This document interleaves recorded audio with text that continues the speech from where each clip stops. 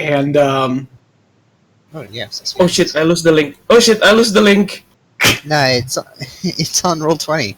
You should be able to just log into Roll20 and access it because you've already joined before. Yeah, it's just showing up right there, man. Part of the game. Korean version 63 is only compatible with Roll20's beta integrated video. Yeah, I don't care. I don't care about voice and video. Which also, I have signed up for the monthly subscription to Roll20. Yep, so we get dynamic lighting and some extra storage space. So we'll be looking at that probably in the coming weeks. Sweet. Oh, by the way, quick question. I bought this standalone mic. Does it sound good? Yeah, it sounds really good. It sounds pretty good. Yeah, you're very crisp. Yes. I finally gave up on the whole webcam mic thing. It's so horrendous. At least now I didn't sound like a stuttering idiot. How about compared to me though? Like my microphone quality. So only these are nice headphones, but I'm not sure compared to Gregory how it stands up. You sound better, Caleb. You sound a lot louder. Yeah, I sound pretty good. Yep. I'm not really raising my voice or anything. I guess I am, just a little bit. No, you're at a good volume. Although I think I've got my volume for you maxed out still. Yeah, so. I'm still maxed out. If I just talk really softly, you won't be able to hear me, right? Alright. So everyone's in Roll20, and you can take a look at the ship. The ship is called the Dying Wish, for those of us who weren't here last week. The Dying Wish is rumored to be the last triumph of a man who lost everything. And that man being, of course, Revaldo Dupraxis, who is only known as the Shipmaster. No one's ever seen him. In fact, as y'all have been kind of picking up rumors of the ship and working your way around trying to find a way to get onto the ship, to work for them, to do whatever it is you want to set out to do to be on the ship, you basically have learned nothing about the man.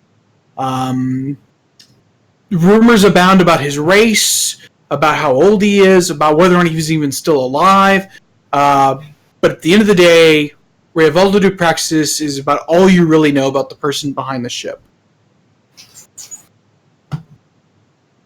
That said, one by one, you kind of make your way and you get to the ship, whether it's via traders that kind of set out to go to the abandoned system where the ship is holed up and hiding out, or it's by luck or by fate that you wind up making your way towards it. But ultimately, you all have heard of the Dying Wish, this phantom ship that flits on the fringe of the Empire and that only occasionally ever makes its presence known. It's known as the devourer of worlds and consumer of ships and the eater of living flesh, this monstrosity born of the void.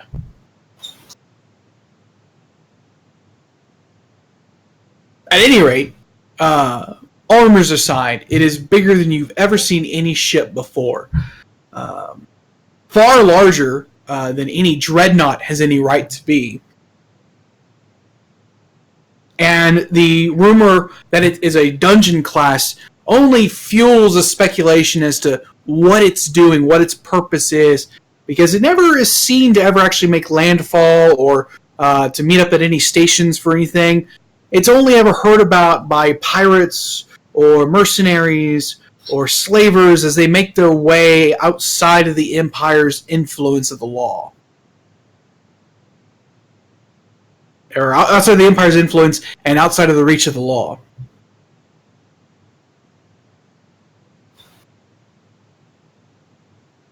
The Empire, in this case, has no official title, or rather it does, but it's only known to the Greater Galactic Council. To people living in the 34 systems or so controlled by the Empire, it's just simply the Empire. Most people can't really afford to get off world, and the ones that do really only trade between the systems within the Empire's control. Only at the fringe, such as where Dying Wish resides, do you really encounter anything beyond the Empire's vast resources. But even then, it's only fleeting or sparingly, as most of the Galactic Council realms and empires and trade alliances and what have you basically stick to their own sections of the galaxy. So for the most part, you only have to really deal with the 80 or so races, not 80, however many races there are in the books, that make up the Empire. And even then, most are just pretty much fine doing their own thing in their own systems. But, for now, y'all have made your way to the ship, and upon arriving, you see this image. You can see the underlying features of what might have once been a standard dreadnought. But over the years, it looks like it's been patched and built over and grown organically. Parts and pieces seem to jut out into space almost as if it just happened that way, not without any real pre-planning or forethought. If anything, the larger forefront seems like a gaping maw, ready to consume anything in front of it. However, the massive cannons pointed forward and the rows of weaponry bristling along each side only seems to suggest that it would only eat the scraps of whatever came across it and chose to do it harm. Despite that, its lumbering form hangs in space, while agile ships navigate around it much more quickly and smoothly. I don't know what order y'all arrived. Y'all are welcome to sort that out yourselves. If you want to do that, like, who wants to arrive first?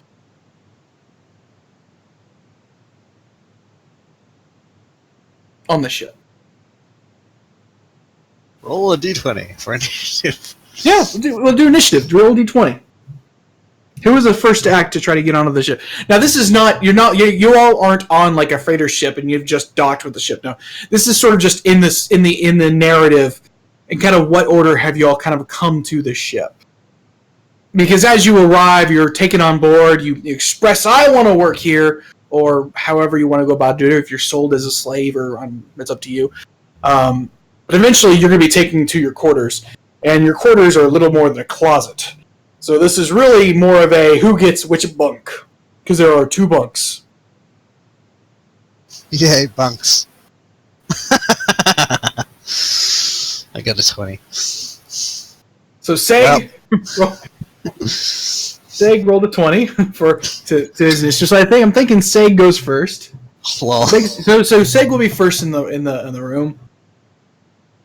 So Seg is also first to introduce himself. Alright, where should I start then with that? Well, you're Isoki, Okay. and your name, so I'd probably start with name, race, and then work from there. Alright, well, yes, I am Seg, and I'm Isoki. What to tell? What to tell on my past? Well, I guess, as you can imagine from my being here, I had a bit of trouble with police and that.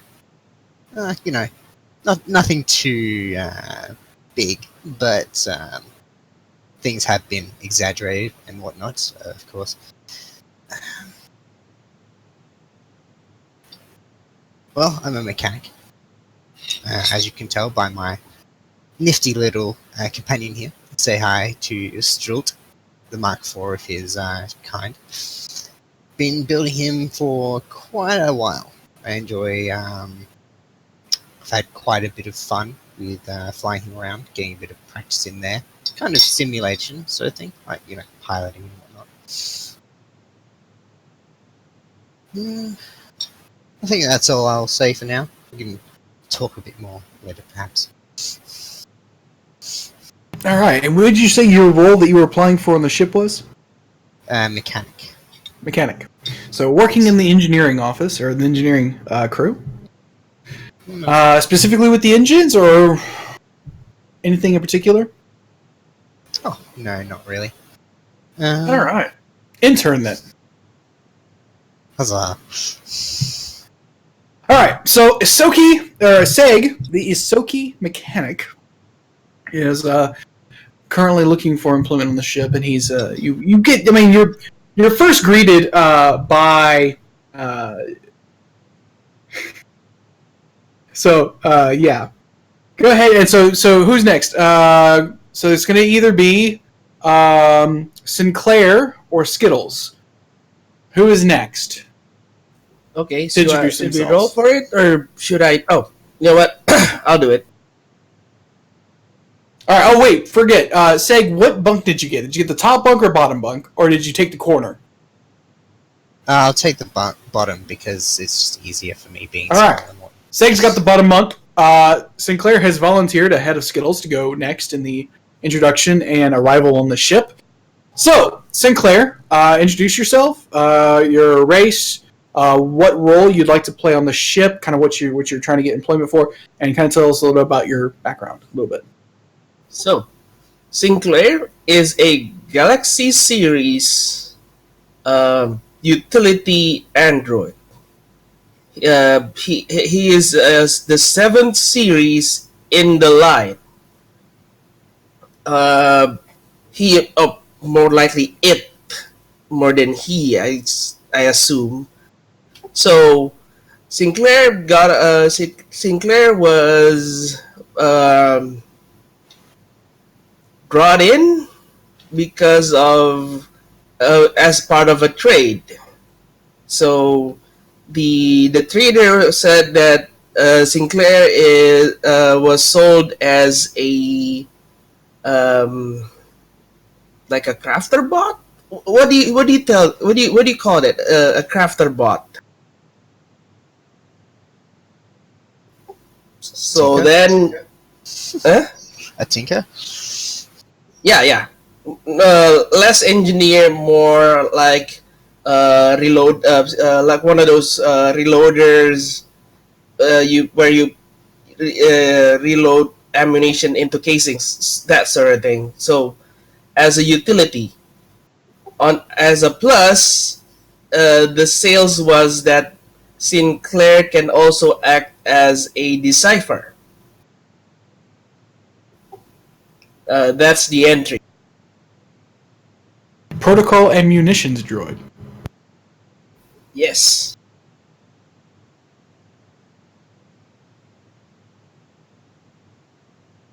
So C-3PO's badass cousin. Yes. All right. So that's Sinclair. So what? And you were sold to the ship then. I think of it as one of those traveling merchants, like think of it like one of those, either a blockade runner or one of those what's the word I was looking for? Smugglers. Yeah, that's the word I'm looking for. Smugglers.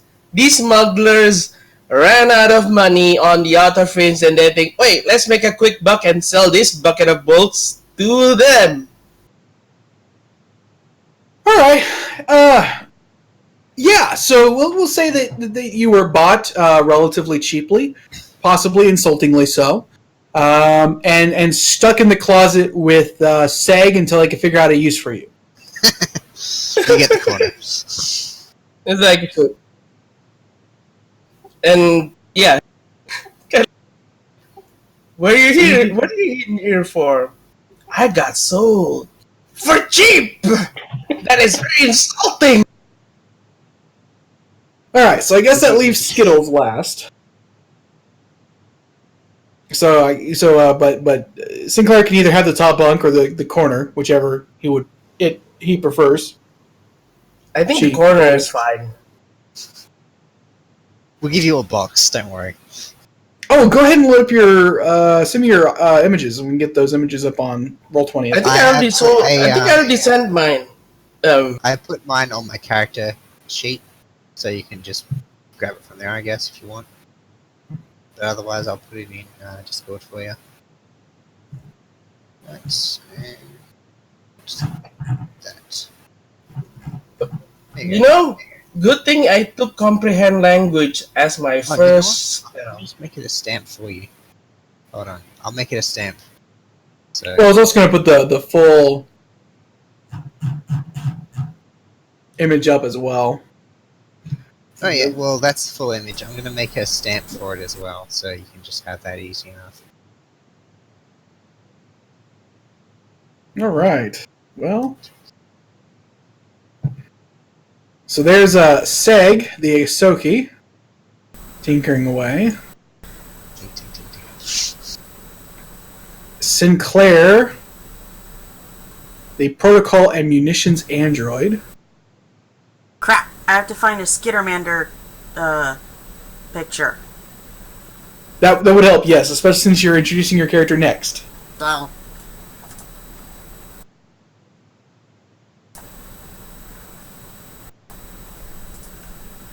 All right, so Soki, you basically will encounter. So you will have spent probably a few days on the ship,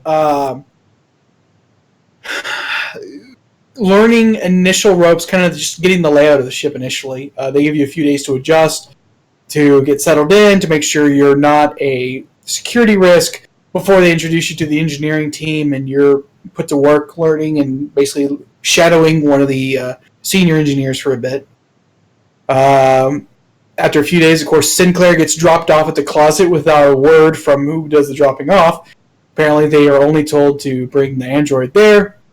And this Galaxy Glass droid is, well, basically a pop idol from some country where they worship creatures with big eyes. Oh joy! I guess I'll get to fixing it. So Gregory, I assume Sinclair roughly looks human-ish, as per the image, but Yes. stylized. White hair, red eyes, pale skin, big Japanese anime eyes. Yes. Adorable and unassuming. And completely androgynous. Like, yeah, I mean, if you think about it, if you have no use for it, like, why do you make it, like, it's not a complete replica, that's what I'm going. So yeah, it's more stylized than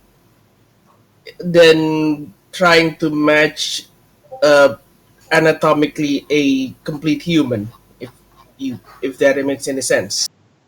There's a token for you.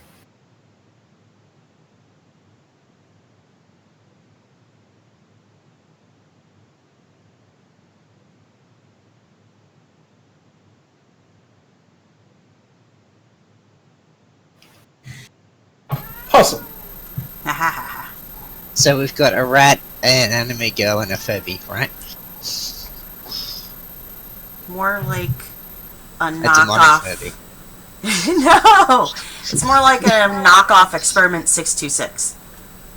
Oh, I thought you were gonna say a knockoff Furby. No! No, I said that. God damn it! A knockoff demonic Furby. There you go. Look, I've seen demonic Furbies, okay? Isn't this that ain't basically what 626 is anyway? No! Except he's also... Speaking of the 2-eyed, 2-mouthed, 6-armed, tiny purple people eater, Yes. Skittles, you are the last one of this particular group to arrive on the ship, No. and with nowhere else to put you, they stick you in the closet with a rat and an androgynous robot. Hello. Getting Hello. people's visitors these days. Introduce your name, your role on the ship that you'd like to fulfill, race, and of course your bit of background. My How you name think to be on is Skittles. I'm Skittermander. I'm this many years old. And Skittles holds up a requisite number of fingers. However, the fingers are not all on one paw. It's like, 5 hands pop up with one finger holding it, being held up. And Skittles, well, yeah. I mean, Skittles is interesting. I mean, Skittles isn't really like any other Skittermander that you've really seen, because for some reason, it almost looks like Skittles' fur is glowing. But not like glowing, kind of like glittering. Like, you know when something has like a bioluminescent mold or something living in its fur? You know, so if it turns a certain way, you see this gleam. But it's kind of like a duochrome, because Skittles, despite the picture, Skittles' fur is closer to like an aqua kind of color. But when Skittles moves in the light, it seems like there's this duochrome kind of sheen that floats through the fur. And, you know, if anyone, you know, has something akin to a Geiger counter, it ticks slightly. Now, also, if, you know, Skittles will kind of like bounce into the room, and you hear clanking in the backpack that Skittles has, and there's a little trail of what looks like glitter, kind of left behind by Skittles' little feet, and Radioactive glitter. yeah. I think I know what I'm gonna call you. I'm gonna call you Nyan Cat. Is it edible? It looks like a Pop-Tart. Pop-Tart. I heard of Pop-Tart from humans on station where I got my shiny spray. Is made clean and shiny and sparkle. But I got in trouble because police say that it is biohazardous. I think that's bad. So they tried to arrest me, and if they didn't catch Skittles' bottom, they'd still be alive. So Skittles ran. Here, you want to see my bombs? And then Impressive. Skittles turns around and opens its backpack and dumps out about 60 grenades, which all start beeping and glitter too, and each one is a different color. Some would say like the rainbow. Hold on, I have engineering for this. Are they all bedazzled with rhinestones? Yes, but of specific colors. And Skittles like flops down on the floor in this pile of grenades, like literally on top of it, like it's a nest, and starts going, And this one is for blowing up, and this one is for making shock boom, and this one is for smoke, so we get away, and this one is for this. and keeps naming them off, and then gathers them all up and hugs them, And it's like, Skittles loves babies. and then starts shoving them roughly back in the backpack.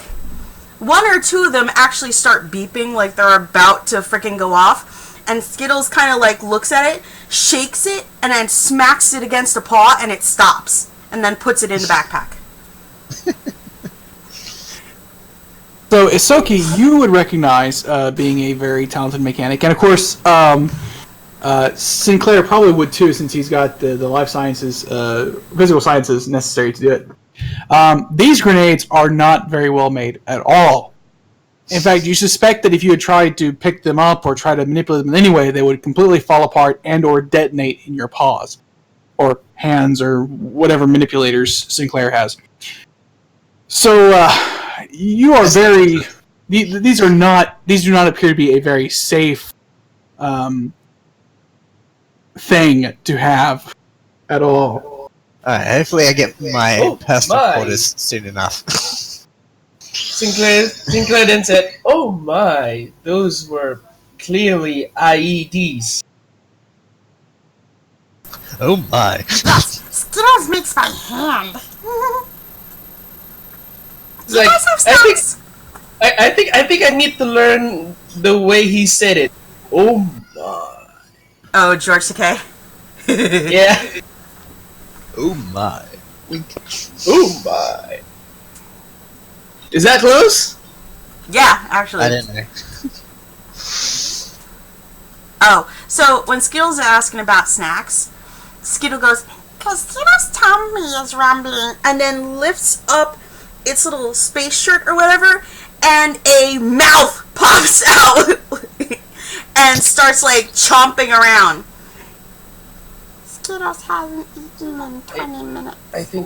I think I just lost my appetite. And then puts the. little You're shirt an back down. android. You don't have one.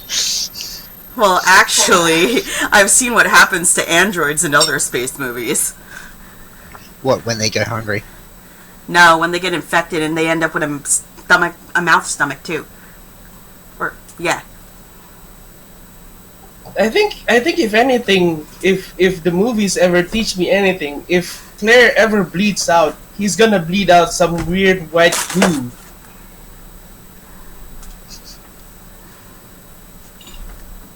Yeah. So I've seen all the aliens, so yeah, that's what I'm going with.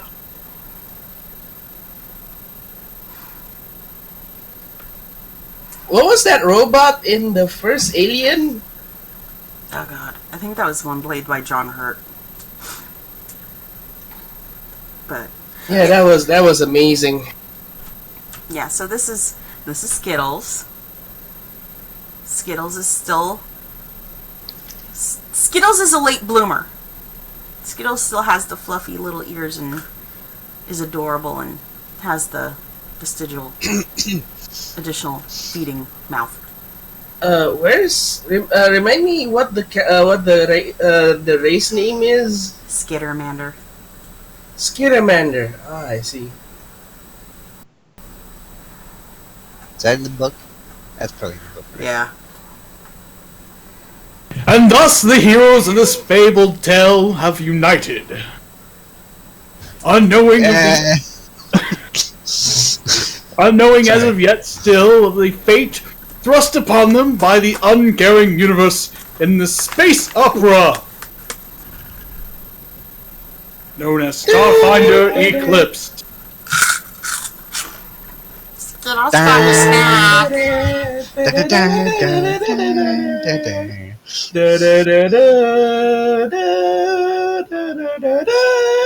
Hey, that's copyrighted shit right there, man. Hey, I did copyright stuff too. Yeah, Yeah, and but if- that one's copyrighted by Disney at this point. Nobody yeah, wants we to fuck don't with fuck that. with Disney. Hey, we're Don't not fuck with selling them, this. This is for the purpose of education. Hey, So and we it's also don't within- use that theme because the Empire did nothing wrong.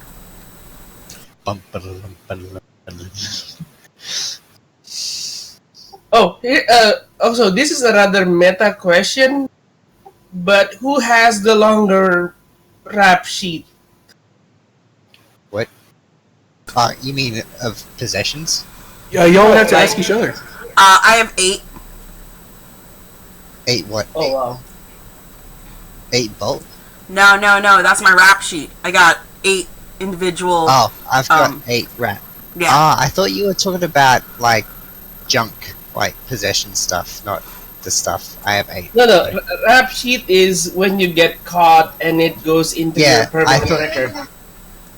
I thought you said crap sheet, as in, like, Oh. our stuff, whatever shit This is you've my got on you. inventory. Yes, exactly. I've got 8 as well.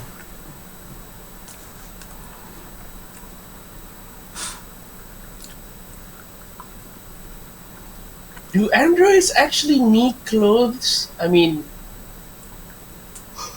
Well, it depends, I guess, Yeah. but probably. Insofar as the clothing protects your body, kinda. You do need armor, but you don't really right. need clothing. Why?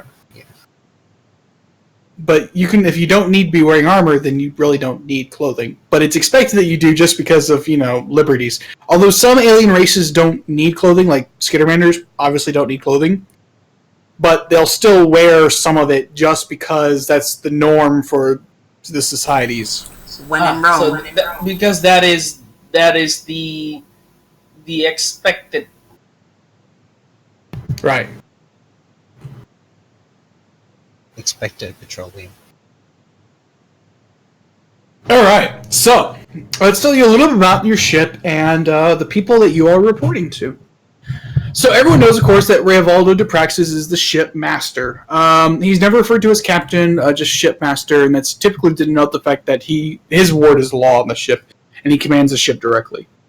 After having spent a few weeks on board and kind of learning your roles and your ways, I don't think Skittles has ever actually assigned a task. But I imagine you'd wind up in the security, in like munitions or somewhere around in that area. As for, of course, Sinclair, you'd be in whatever role you were looking towards, which I think was just engineering as well, right? Yes. Basically, you can work under security, engineering, science, personnel, and logistics. Yes, that's what I call it. Utility. Yeah. Well, those are the offices. I mean, those are those are basically the departments of the ship: is security, engineering, science, personnel, and logistics. And then you basically can fall under one of the many offices inside of each of those departments. After everything, like I said, yeah. Someone say something? Nah, I yawned. Sorry. Logistics is like what? It's inventory, trade management. Basically, if it had like the cleaning, toilet paper, Fair enough. anything that actually requires doing is pretty much handled under logistics. Engineering is maintenance of the ship, keeping it running. Science is basically any kind of exploration, research. Some of the more advanced R&D is done in science. Personnel is like actual individuals. It's kind of the human resources of the ship. And then, of course, logistics is ultimately everything else. It is literally handling the ship's cargo. It's handling whenever anything gets on or off the ship. It's handling, basically, yes, they make it so that way everyone else can do their job. Might be interested in going into the science department as well then, if that's the case. Yeah. So science is more R&D. Engineering is the practical side of science, effectively.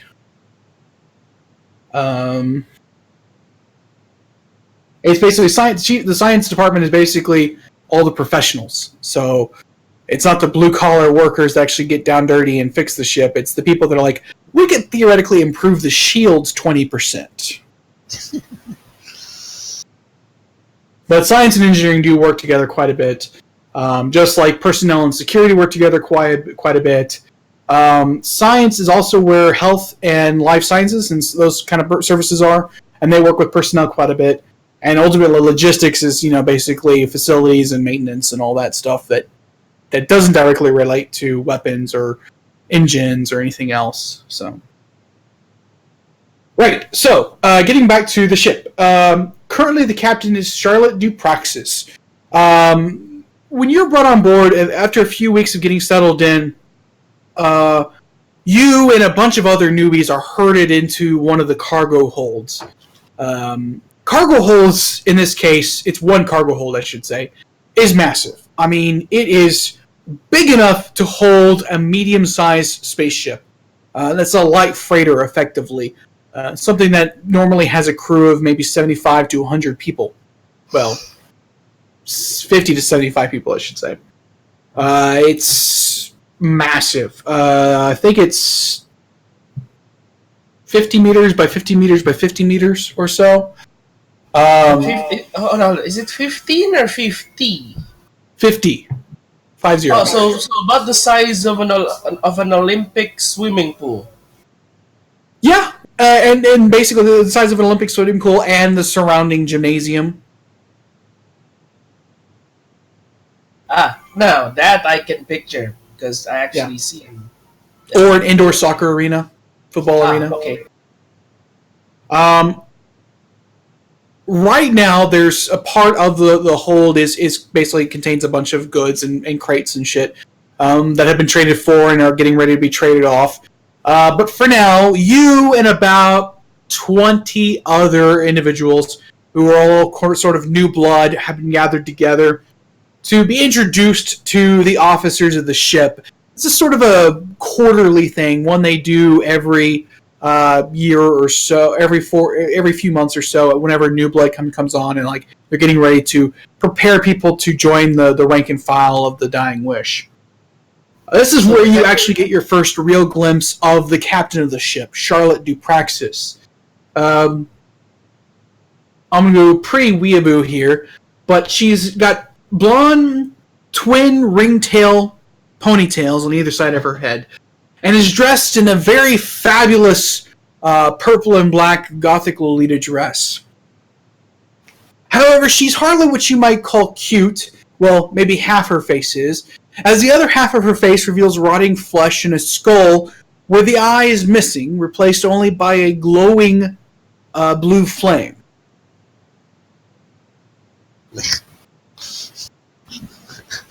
Held in her arms as she addresses the new blood is a stuffed pink rabbit, also missing half of its face, where a bit of stuffing can be revealed. Is it on the other side? No, it's the same side. Oh. Dang. Oh. Peace out, liches. This is Captain Charlotte Dupraxis, granddaughter of Shipmaster Revaldo Dupraxis, and she doesn't actually say anything. She doesn't deign speak to people of your rank. Instead, she just kind of, huh! And like sticks her nose up in the air. And stepping up to her side is an 8.5 foot, 2+ meter tall Minotaur. Well, not really a Minotaur. He's actually a Noir. N-U-A-R. So a cowman? Yes. With two massive sets of horns stretching out that almost are wider than his broad shoulders. He's built like two brick houses with ruddy tan skin, dark red eyes, and speaks in a slow, deliberate voice. Good evening. I am Quartermaster Reginald Moore. You may refer to me as Commander or Commander Moore. You lot have the honor of serving under her lady, Captain Charlotte Dupraxis, granddaughter of Shipmaster Revaldo Dupraxis. Look to your left. Now look to your right. Those people will not be surviving the intake process. Those lucky few who survive the next few weeks will go on to become ensigns of our fine ship. Those who do not survive will feed her.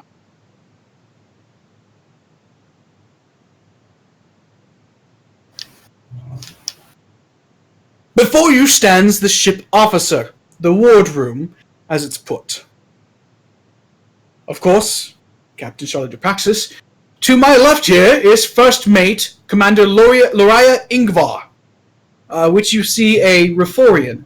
Reforians are the almost cat-like alien races. She has soft golden fur, which is almost a light fuzz atop of a dark bronze skin, with faint white patterns around the edges, at least from what you can see around her very heavy-looking armor. She appears to be a transitional Reforian. These are the ones that weren't born quite in the summer of their home planet, but also weren't born in the winter either. She has a sharp look about her, and despite the scars on her face, would appear to be attractive to most average races in the Empire. Of course, Commander Reginald Moore continues, behind me are the Chief Officers. I present Chief Security Officer, Lieutenant Neon. Lieutenant Neon is a Verthani male, 8 feet tall, nearly as tall as Commander Reginald Moore himself. He has light blue skin, which you can see quite a bit of, since most of his body, or very little of his body, is covered by a leather battle harness that only really manages to protect the most vital areas, leaving the rest of his chiseled form exposed.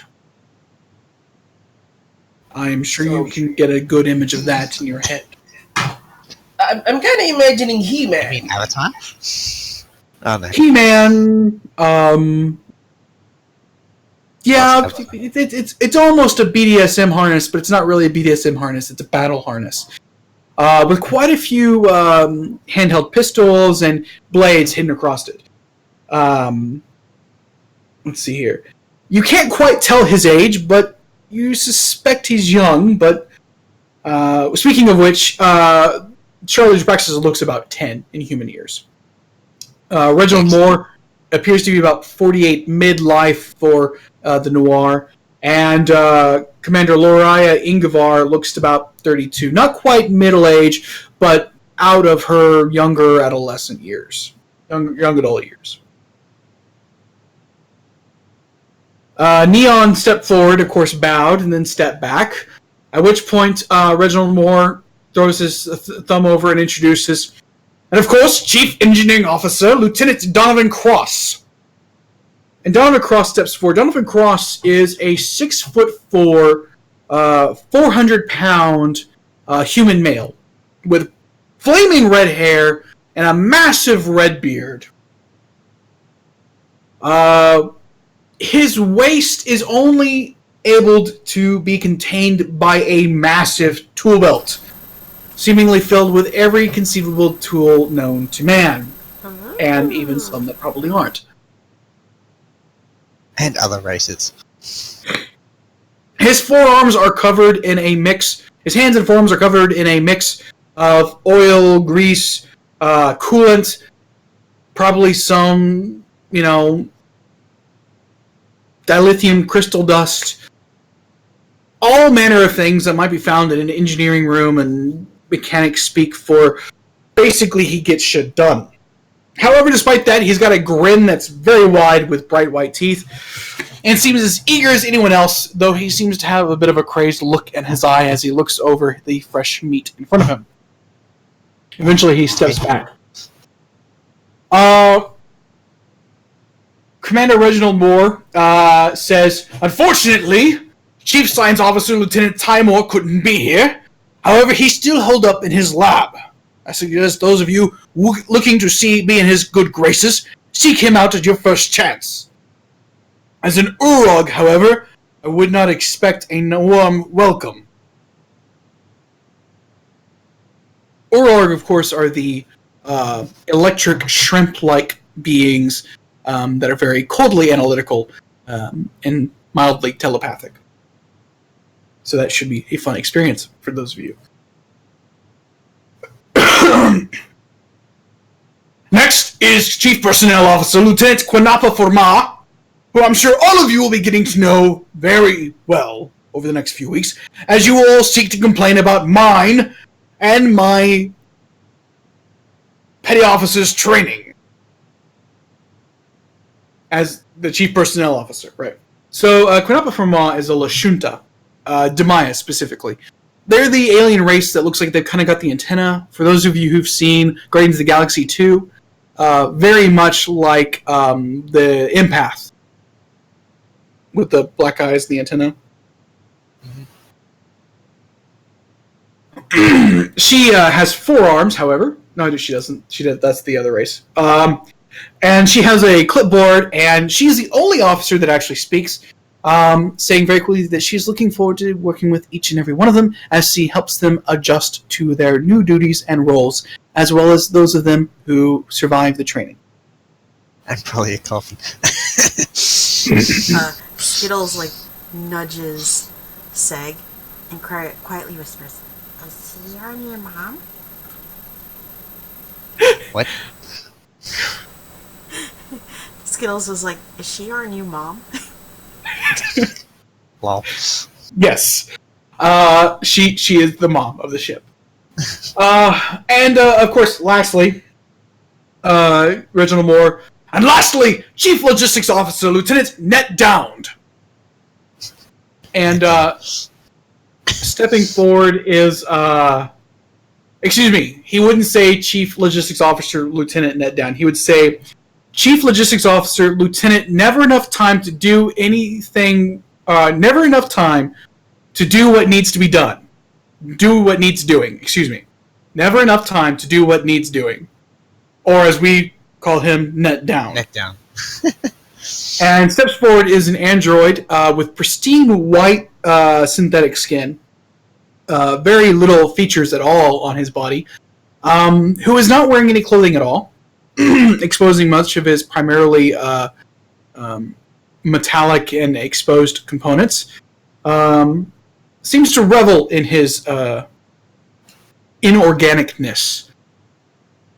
He mechanically nods his head perfectly, stop, start, stop, as he brings his head back, and then steps back. Jerkingly so, almost as if you were watching him at a much slower frame rate than everyone else.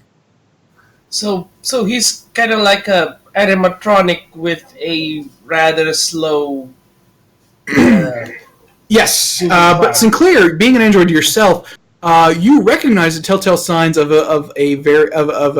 basically another galaxy class, another class of android at your level, if maybe a few years older model. But he shouldn't be moving that jerkily. You suspect that he enjoys the performance, but you can't be certain. So he deliberately moves like he's having a defect. Yes, he purposely moves like one of those animatronic puppets from the Pirates of the Caribbean thing. Or like one of the stage puppet shows on like Chuck E. Cheese's or something. I don't know if you're familiar with those. Oh, yeah, I get it. We had one of Five those Nights at Freddy's. we made fun of it relentlessly. Yeah, he for some reason enjoys moving that way. Or at least he's doing it on purpose, I guess I should say. You don't know if he enjoys it, but he's doing it on purpose. At which point, Reginald Moore then says, and lastly, I'll introduce you to your new babysitter. I present Senior Personnel Trainer, Petty Officer, Vamora Virgin Killer.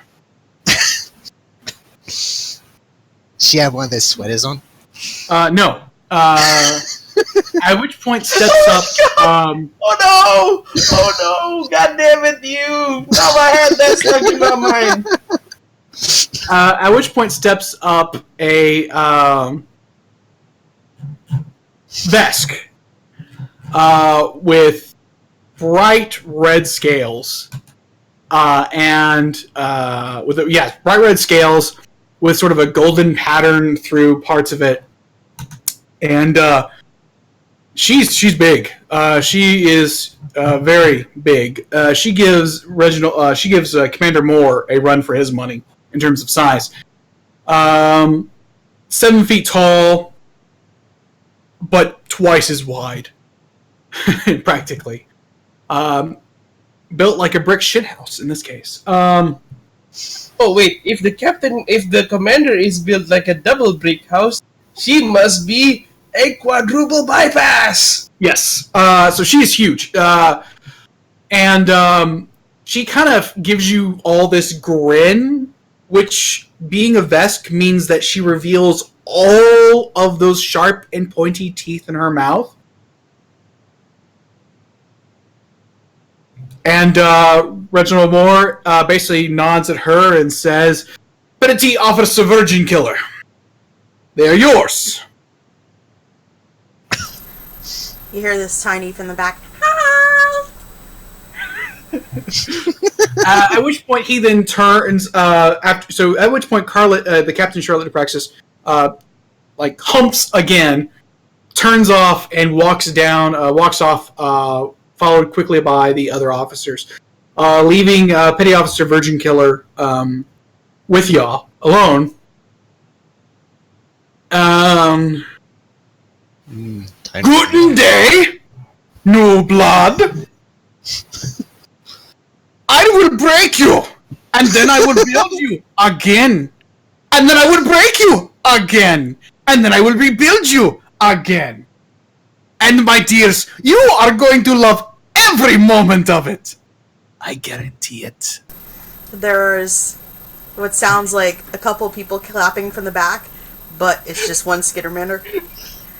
It's like 3 people, isn't it?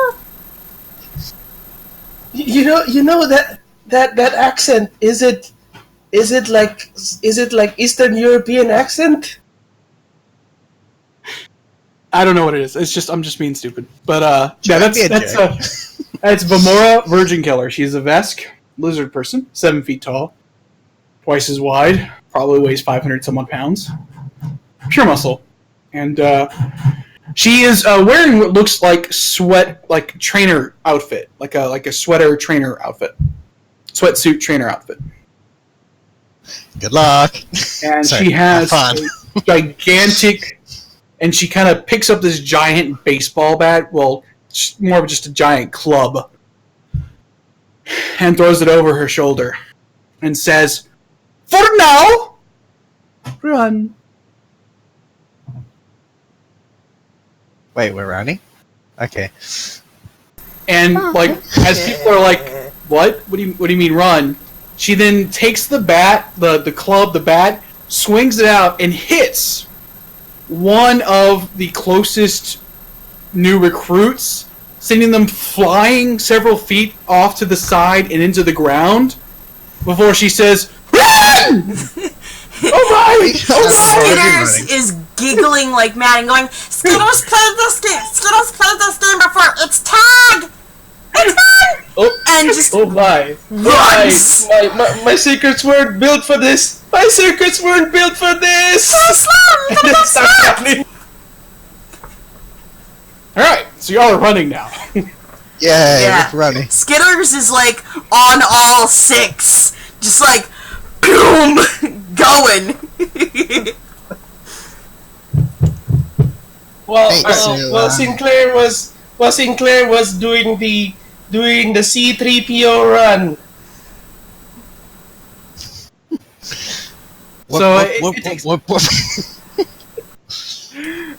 It takes a little bit, but eventually she herds y'all into a lap, and y'all start running laps around the cargo hold.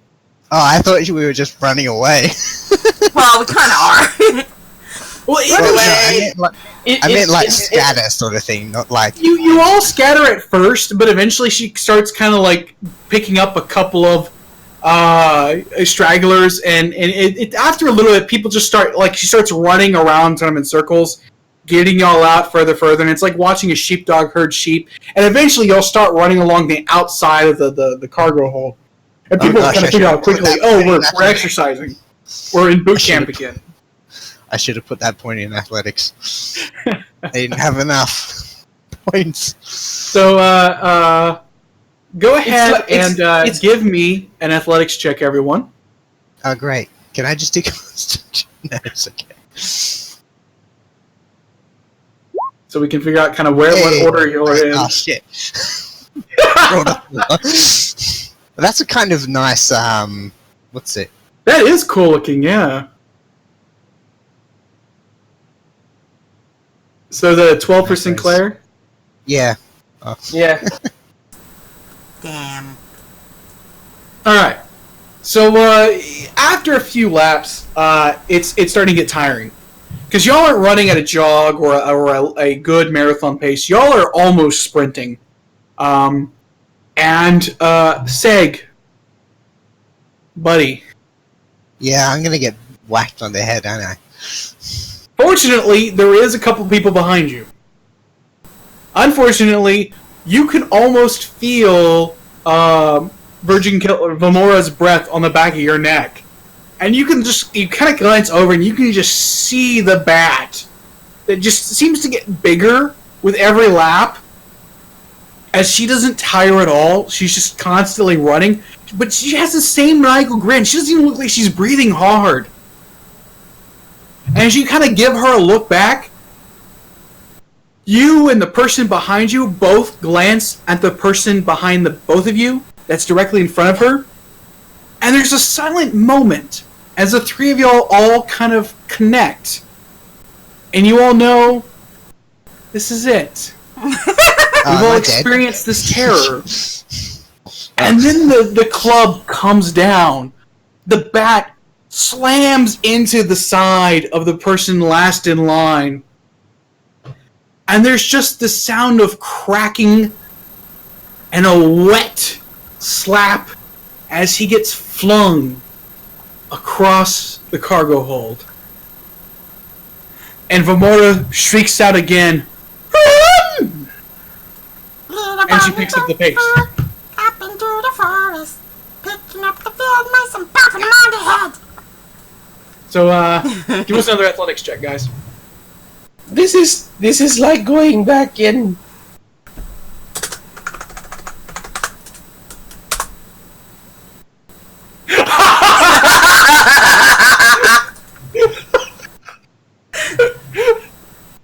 Bye-bye, mice! So, Sinclair, you're still kind of about where you were. You moved up a spot or two. But you see this fuzzy little rat man just come sprinting past you like his tail's on fire as Isoki bolts towards the front of the pack. Clearly terrified of what it just experienced.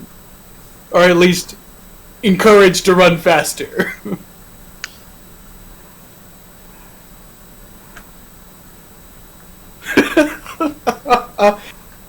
Well done, Sig. Well done. As for Skittles, of course, is still relatively out front. Oh, no. So Skittles, you saw Seg bolting past you, and you were like, "That looks like fun." Wait for me, mouse! I got you! That, I rolled a 19 technically because I've got. So you are putting out all the stops, man. You were just like. Next level is definitely going pointy in athletics. Little nerd legs just taking off. Yeah, I am. I guess I am. Oh, technically. fuck! I've got computers, engineering, life science, medicine, physical science, piloting, and profession vid gamer. I am a nerd. Alright. You Hold hear on, this is more exception. I don't think culture is gonna help us with this, guys. And of course, Sinclair, being the android that he is keeping perfectly in the middle of the pack as average. Are we doing more athletics? I was like, But yeah, you hear a couple more wet thumps, and like a shout of pain as two more get knocked into the center of the cargo hold. The first one is kind of writhing on the ground. He's still obviously alive, but he's like, "Mommy!" Alright, so yes, give me a last round of athletics. Alright, here's the -1. Guarantee it. I guaranteed it. Fuck. Okay, so Seg rolled a Hey, minus I'm far enough ahead, don't worry. Well, technically, Seg rolled a 1.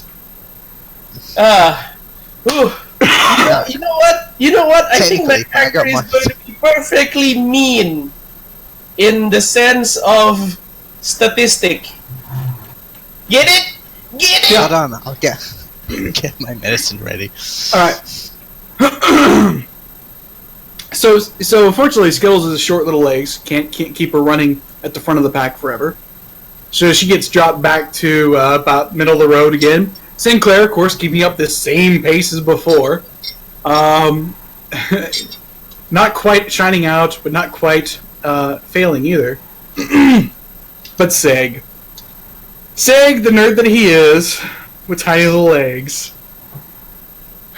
is breathing hard. Seg, you're breathing hard. You're doing good, but you just were not built for sprinting for the last 15 minutes. Excuse me. I have a question. Yes. So my question is, because I was ahead of Seg, right? And then I started slowing down. Yeah. Is it possible where I see Seg slowing down, about to like just kind of give up, and since I have a strength of a base strength of 16, modified 19, can I just grab him and go, fly! And just chuck him further ahead?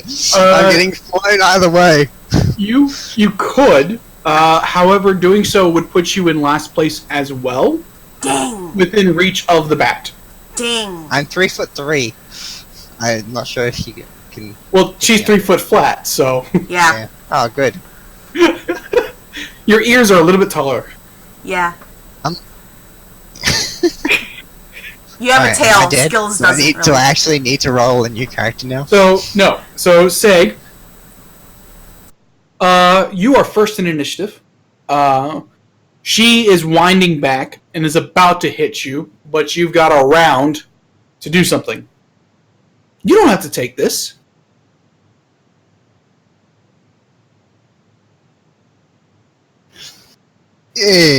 What can I do? Well, there is acrobatics. I don't know that would Acrobatics is how you would tumble out of an opponent's square without provoking an attack of opportunity. Sort of thing. Yeah. Would you like to make an acrobatics check to see if you can avoid the I've attack? got 2 in acrobatics. You can also try an alternative method. Yeah. You challenge her to a dance-off.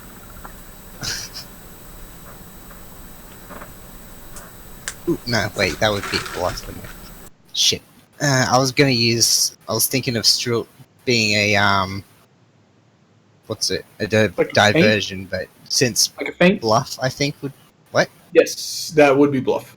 Yeah, that's a -2. Shame, because, like, it would be really nice if I could just grab on and fly away. It is assumed that y'all have your full gear. Yes, I know. I mean, It doesn't really matter. It's not gonna help me.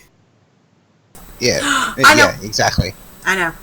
Alright, so instead of throwing Seg, like I originally planned, can I, oops, oh no, my baby, and drop a smoke bomb?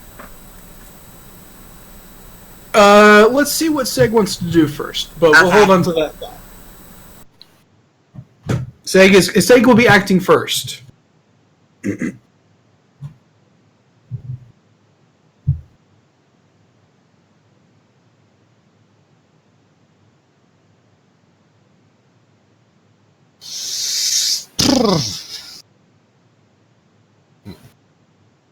Things.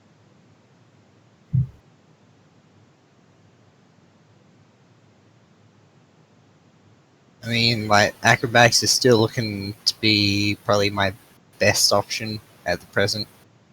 If only because I really don't see how else otherwise. I could still distract with the android, I guess?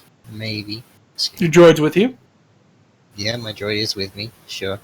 But that doesn't really, get her to change directions or whatever.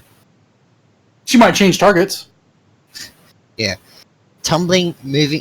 Using tumble to move through an enemy space is 20 plus 1/2 to 1.5 times the opponent's. Oh yeah, 1.5 times their combat rating. But I think tumbling just to get out of the square, though, is not that difficult. Increases by 2 for each additional threatened space or opponent space you move through in one round. I mean, she's only got a reach of 5 feet. Could I jump out to the side before it hits me? That's more of an athletics, so. No, it'd still be acrobatics. Yeah, it's still acrobatics. And I can't load the Starfinder SRD site. I'm using the PDF. Yeah, I was about to say, that's how it just pulled up. Alright. So yes, so that would be acrobatics. Let's take a look at acrobatics right quick. Let's, because I know what DC I set for it. Have move action, you can use athletics to jump horizontally or vertically a distance no greater than movement. If you have 10-foot running start just prior to the jump attempt, the DC is equal to the number of feet you're attempting to jump horizontally. Oh, yeah, it's only 15 plus 1/2 times the opponent's CR. Yeah, okay. My DC is good. It's still, I probably need to roll it 20. You do need to roll it, yes. Yeah. But Can I jump though? Just like straight up jump, horizontal, go like 10 feet.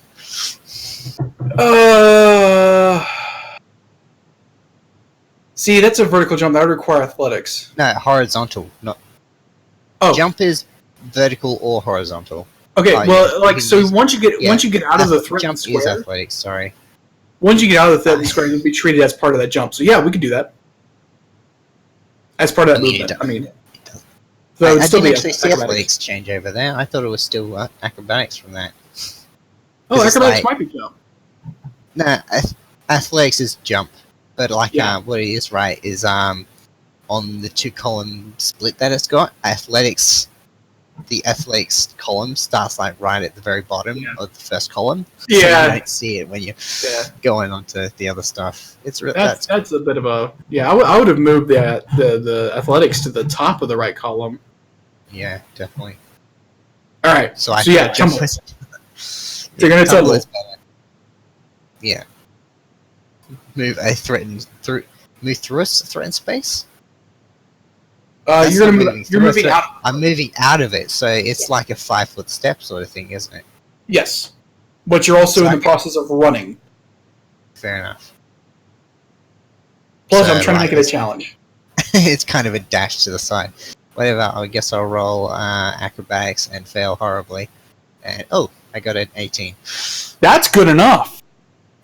Yay. So I like dash to the side as she's bringing the club down and kind of tumble out of the way.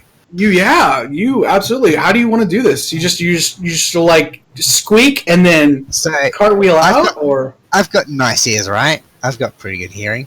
I Yeah. hear the swish of the bat as it's coming down, and I just like change 90-degree movement and roll off to the side. And then it's Fucking like, roll. fuck you, I'm gonna shoot you in the hand with this pistol that I've got, even though it's kind of like, whatever. I'm tired, I don't want to put up with this. so There you is- so you tumble, and as part of your movement, you draw your weapon to point at her. Yeah, and then I go, bang, +2 attack. But Okay, go for it. I mean, whatever, it's like D20 +2. Meh. I rolled a 12. Okay. All right. So so you fire your it's an energy weapon, right? Yeah, it's Okay. a azimuth. Yeah. So your pistol is going to fire off, and you hit on target. You hit right into the center of mass. However, unfortunately, it's bladed by her armor. But you did hit on target. It just was defeated by the energy AC. At which point she kind of stops running after the group, turns on you, and kind of stomps over towards you. Looks down at you. And down, and down. Good! Stop running! Now I will stretch you! Formation! Yay! Oh, oh no. Oh no. Oh no. How tall do I get? So she yells out formation, and of course everyone's a little confused at what that means, but they figure they've got to get up back into rank and file formation. And she moves to the front of the group. Of course, she looked very pleased at you, Isoki, and she's kind of giving you a look over. A very thorough look over before she returns to the front of the formation. At which point she strips off the tracksuit that she was wearing and is now wearing a skin-tight unitard with bright purple or bright yellow leg warmers. And she hits a control piece, a little control button thing on her wrist, part of a watch thing contraption, and something roughly equivalent to the space version of 80s jazz synth pop music blares out, and she starts kicking up her knee while pulling her hands down towards it, alternating knees. I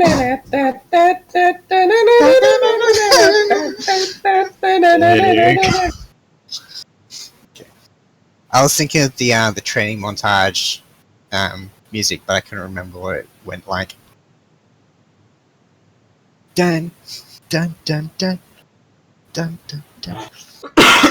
Dun, Hold on, I'm waiting for a strike of inspiration. Dun, dun, dun, As she begins to jazzercise. Oh my god, jazzercise! Rising up. Straight to the top. Oh, I think I know what feat I'm gonna pick on later. I'm gonna pick Fusilade, and I'm gonna pick up another gun, and I'm going to do a gun fu. Watch out!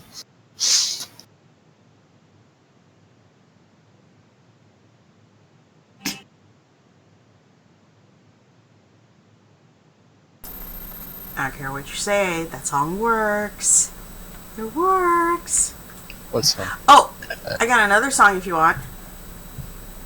Please post.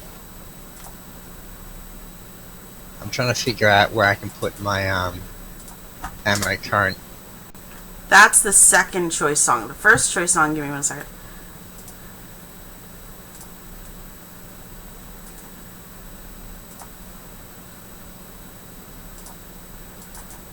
But yes, something to that effect. First one's better. They do both work very well. Yeah, And, anybody playing at home, I'm referencing either Steam Powered Giraffe's Overdrive or Progress in Technology. and she proceeds to bust out the jazzercise.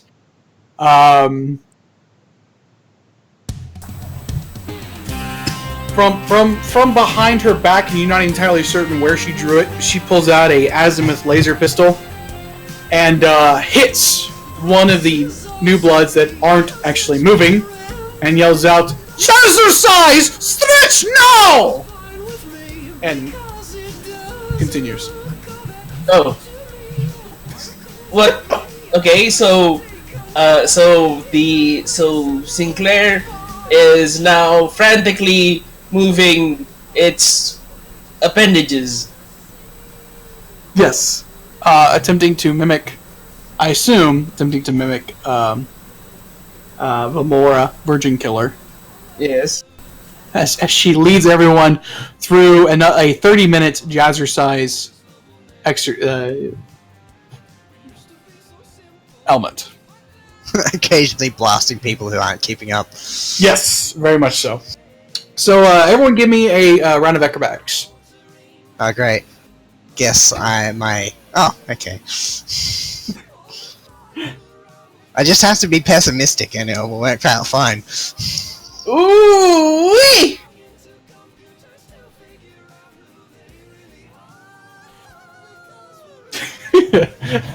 Y'all are doing really well with this jazzercise. Who knew that jazzercise in space would be the thing that y'all were good at?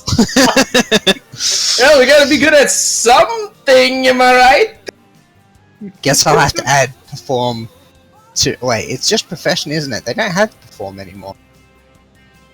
Yeah, it's just On done the, profession now. Yeah. They don't even have craft anymore. It's just profession dancing now. Craft is rolled up into like the actual like knowledges. Yeah, so like engineering, life science, medicine, physical science all have like their crafting stuff as well as computers, I think. I think that's the ones. Computers, engineering, life science. Yeah, physical science as well. So yeah, it actually says in the skill listings in the book which skills allow you to craft like other stuff. So what makes the jazzercise even better are the races that aren't built for jazzercise.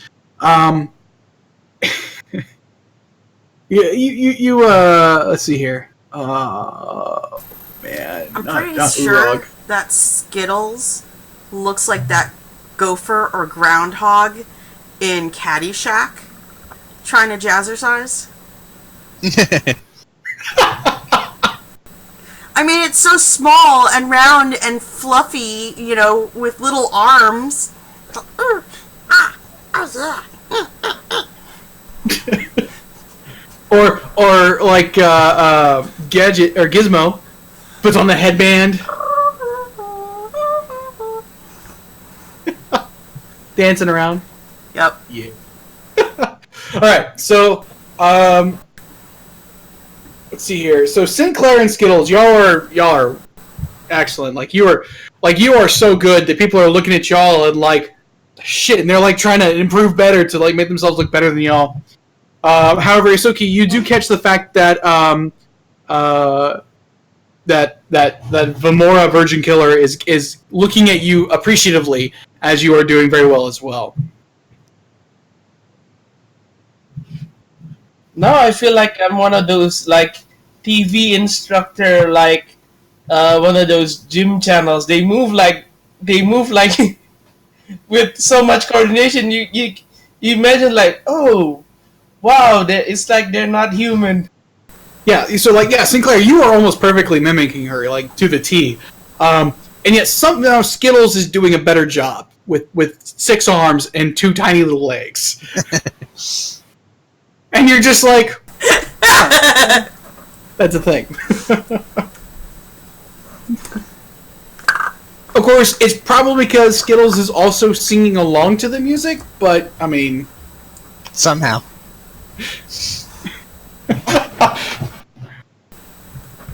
none of y'all speak the languages of any of the lyrics, though. So I mean, You sure? I've got 6 languages. well, the I've language got is Common, English. That's been Isoki, dead Shirian. thousands of Ah, years. it's dead languages? Okay. Well, it's English. Ah, yeah, Hold fair on. enough. Overdrive. I don't think I have put languages in my selection yet. So it's your starting plus intelligence. Yeah, starting racial plus a bonus according to your intelligence, and I think there's no limit. You can pick any bonus languages I think that you want. There's Yeah. no Wait, limiting. so It's- common isn't like an English type language? like I in was Star making Trek? a joke. It's Oh. been 1,000 years or so since Galarian fell and the new worlds have taken over. And English, which was considered the common of Galarian, is an ancient language now because it's as far back as, say, original pre-Greek and pre-Latin was met today. So, So Skittles' name is theoretically an ancient name. Oh, theoretically, were you the one who linked me this? No, I think it was someone else. But I got told about steam powered giraffe like last year, sometime in the late section. It might But have like been me. nah, actually, I think it was actually my other friends. But like I remember Progress in Technology because it's one of the songs that he linked me. Yep.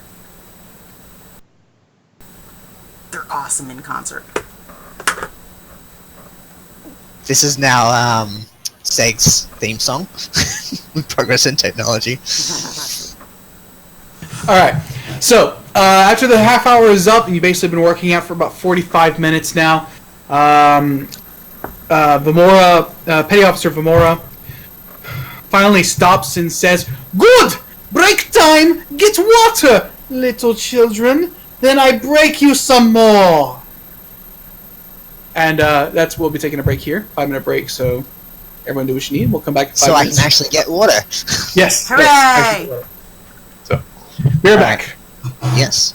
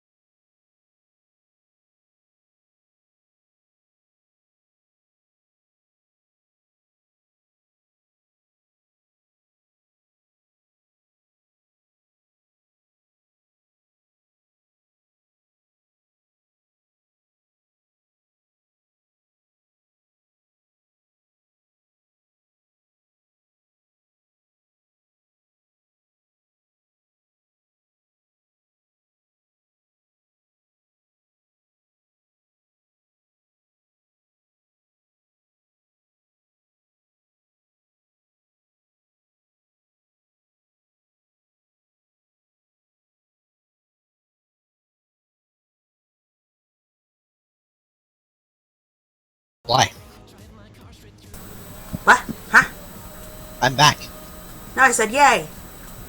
Yeah. Does Android have any racial language? I haven't seen it. Binary. All right, binary. I think it's if you have one, not so much. Well, I think race and homeworld languages are based on if you actually have one or not.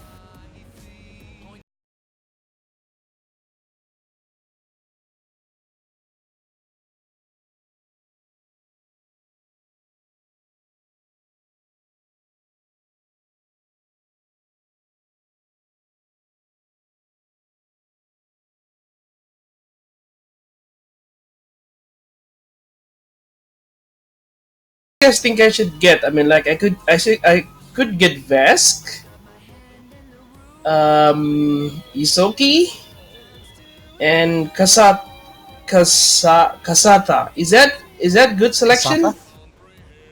I mean, I have all three of those, so I guess it probably is. Because Ah,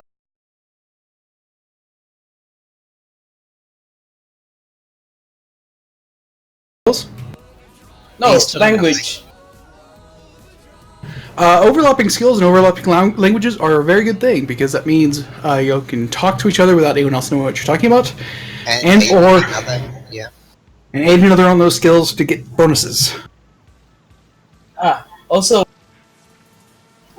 because I don't. Yeah, I mean, yeah, that's the idea. But I do have yeah. Eventually, no, I mean like I do have comprehend language, so that's I think I've said that before. Are we good to go? Formation! Good children. Welcome back. Have good water, yeah? Now time to break. I think I think in the time in the time it took for a break, Sinclair runs through its equipment to look for a tracksuit.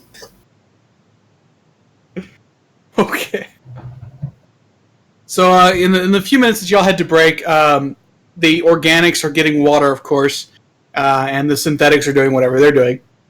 But as soon as the break gets done, you see that Vamora is back in the Virgin Killer is back in her tracksuit, and with her bat on her shoulder again. And the people that she had hit before, you can see are kind of back on their feet now. They've kind of rebuilt their stamina. However, all of the ones that have been hit, their eyes just kind of jump out, and before she can even say a word, they start running. At which point she just kind of grins and says, "Good, good. Y'all are learning. Yeah, back Now to it, run." yes. So you're going to go back to running for another 15 minutes. You don't have to make any checks. Y'all pretty much proved yourself. Although it's okay, you do seem to think that her eyes linger on your posterior Shit. anytime that you start to fall back. Skittles genuinely looks like it's having fun. Like, it is just like having a blast. And the android is just wondering, why are all of these meat bags tired? It makes no sense.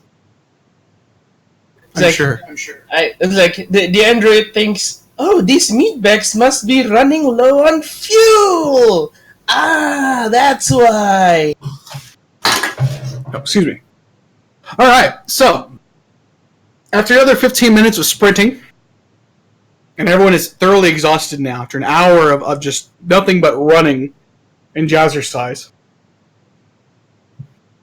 she makes her way over across the cargo hold where a series of parallel lines have been set up basically out 5 meters, 10 meters, 15 meters, 20 meters.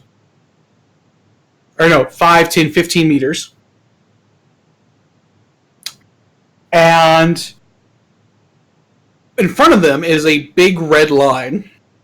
And she steps up to the line and putting another command onto her wrist computer. Targets spring up. Holographic targets spring up at each of the tracks and kind of move about, kind of like a traditional shooting range.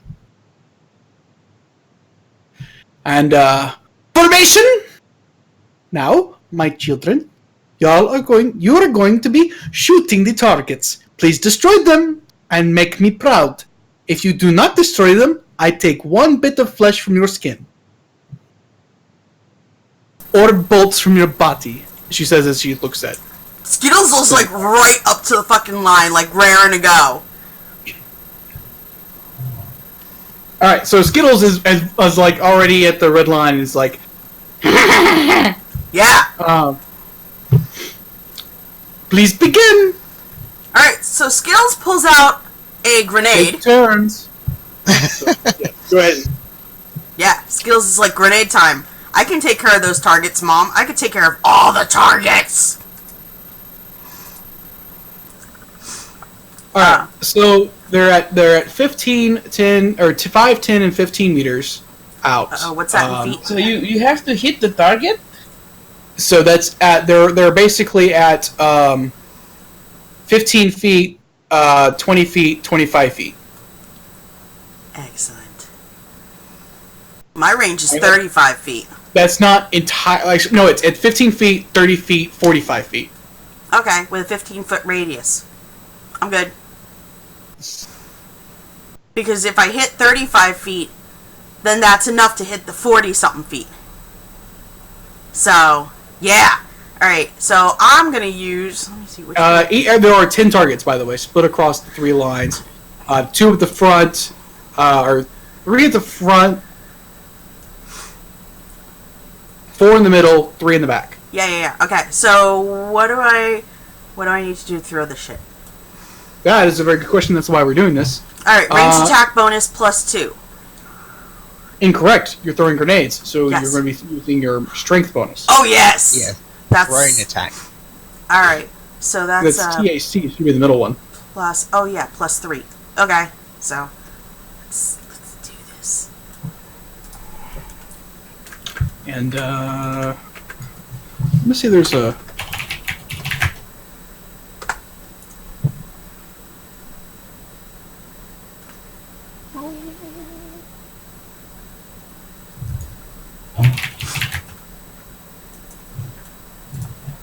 Yeah, because I think it's just strength. It's not anything else, right? I mean, strength is my highest stat anyway, but...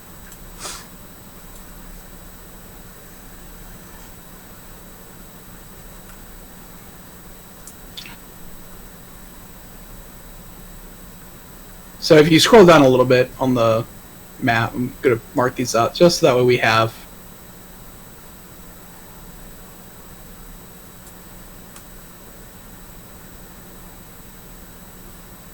And she's going to say you've got 10 seconds. So you've got 3 rounds to shoot everything down. Shit, that's not enough time to put my weapon on my drone. Or is it? Well, after you've drawn your weapon, you basically have 3 attacks, effectively. Okay, so... yeah, you but get it more has a better points. attack. Well, right now, you could be putting your gun on your drone right now. Yeah, I could be doing that. While I was Skittles just is wondering- going. So I can Swapping out. theoretically... arm No, it. it takes 1 hour of work to I missed swap that. out my weapon now. So I can't do it. But I should later on because it's just straight up better than me shooting myself. There, that's it. Yeah, I can still blow shit up. Because that's 5 foot per square still, right? Yeah, and don't forget, well, grenades are interesting because they work on a, they work on an axis. So you're basically going to if you were to drop it here, for example, you would go up 15 feet, out 15 feet, out 15 feet. Hold on. Can y'all see that? Yeah. Yeah, I can see that. That's the color I wanted. Yeah. You were using grey for some reason, not sure why. I don't know. And I'm apparently drawing shapes. You're drawing lines to me. Yeah. Alright. You might be freehanding. Or Yeah. I am freehanding. Polygon line. Yeah, so Skittles is probably gonna, like, figure it out and then wing it right in the middle of all that shit. Take out as much as she can. So, okay, so if you... So that's basically the thing. Is it planted on the square, Yeah. or is it planted on, like, the corners? It is on the axis. Okay. That's how grenades work in the system? Yeah. So you can put it there and take out 4 that way. Yep. It's Or basically do my it the plan. other way and take out 4 the same way as well. Right. In any sense, you're getting, like, 4. Yeah. So, no, that's true. let's see if I can wing it. I'm kind of sad that I don't have more of a Actually, bonus to throwing You shit. could put the axis 1 higher and get 5. So if you put, like, the Yeah, axis if we there just instead. move it. Yeah.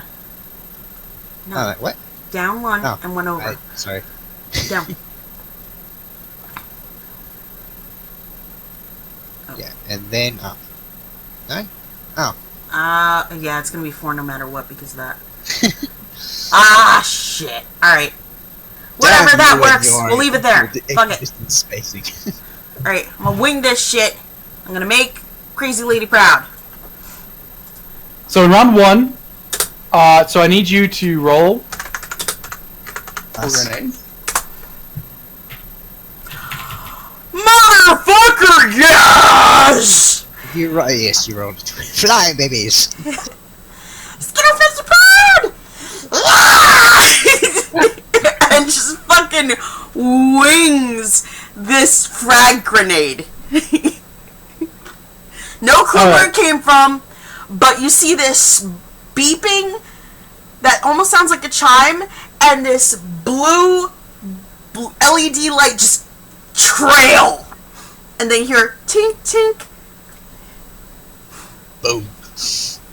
Boom, motherfuckers. Yeah, so, do I need to roll damage? Or no? Because No, they're designed to be destroyed if they take any amount of damage. Oh, those all go away. Disintegrate.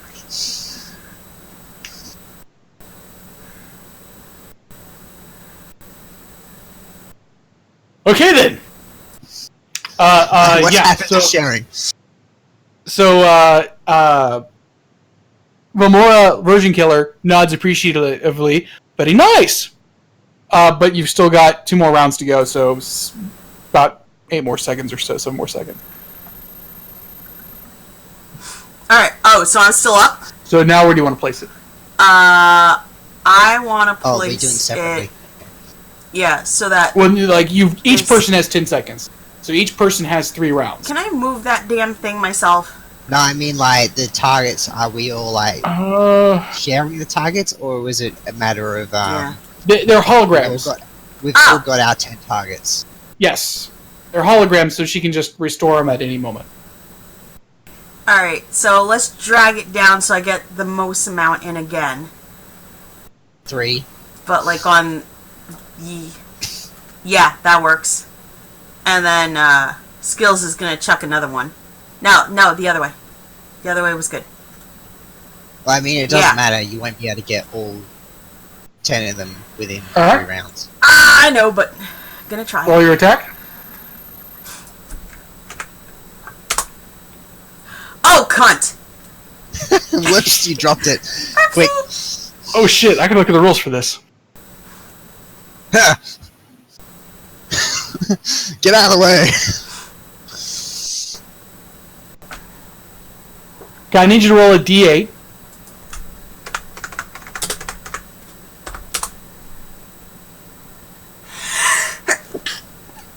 Sneeze. Ow.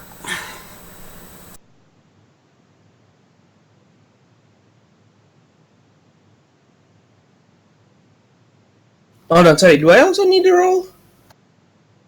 No, I was just being silly with 5. the acrobatics check, but who knows? The D8 is 4 because she crit failed on throwing a grenade where it's going to end up Yeah. landing. I would Can we imagine. count So this as you done? overthrow just a little bit, just to make sure.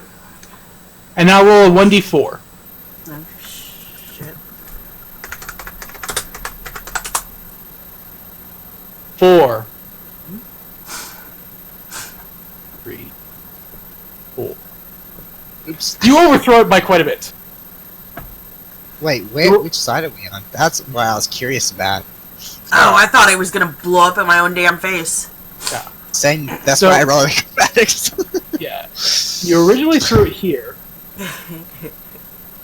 And I wound Well, up one out down. there. and And then 1, 2, 3. so the way this works is you initially roll 1d8 to determine direction, and it's counted off as 1, 2, 3, 4, 5, 6, 7, 8. So you roll the 5, so that means you start off here. D4 determines distance, how far in that direction it goes. So you roll 4, so counting from 0, and then 1, 2, 3, 4. Very similar to grenade weapons back in the Pathfinder. So that means there. So you completely miss all of them. Oopsie. Alright, so I get one Okay. more time. Yes. Okay. So, yeah, let's go for maximum effort again.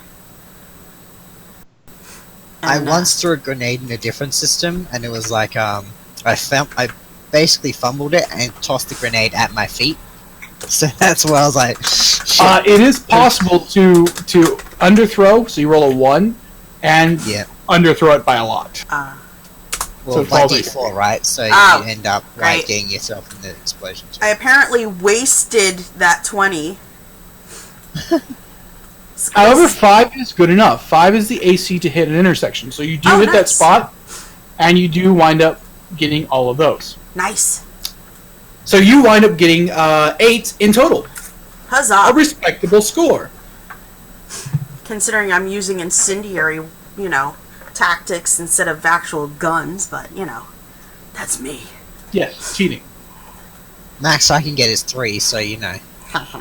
Right. So, but actually, what happens is like there are 3 points, 2 points, 1 point.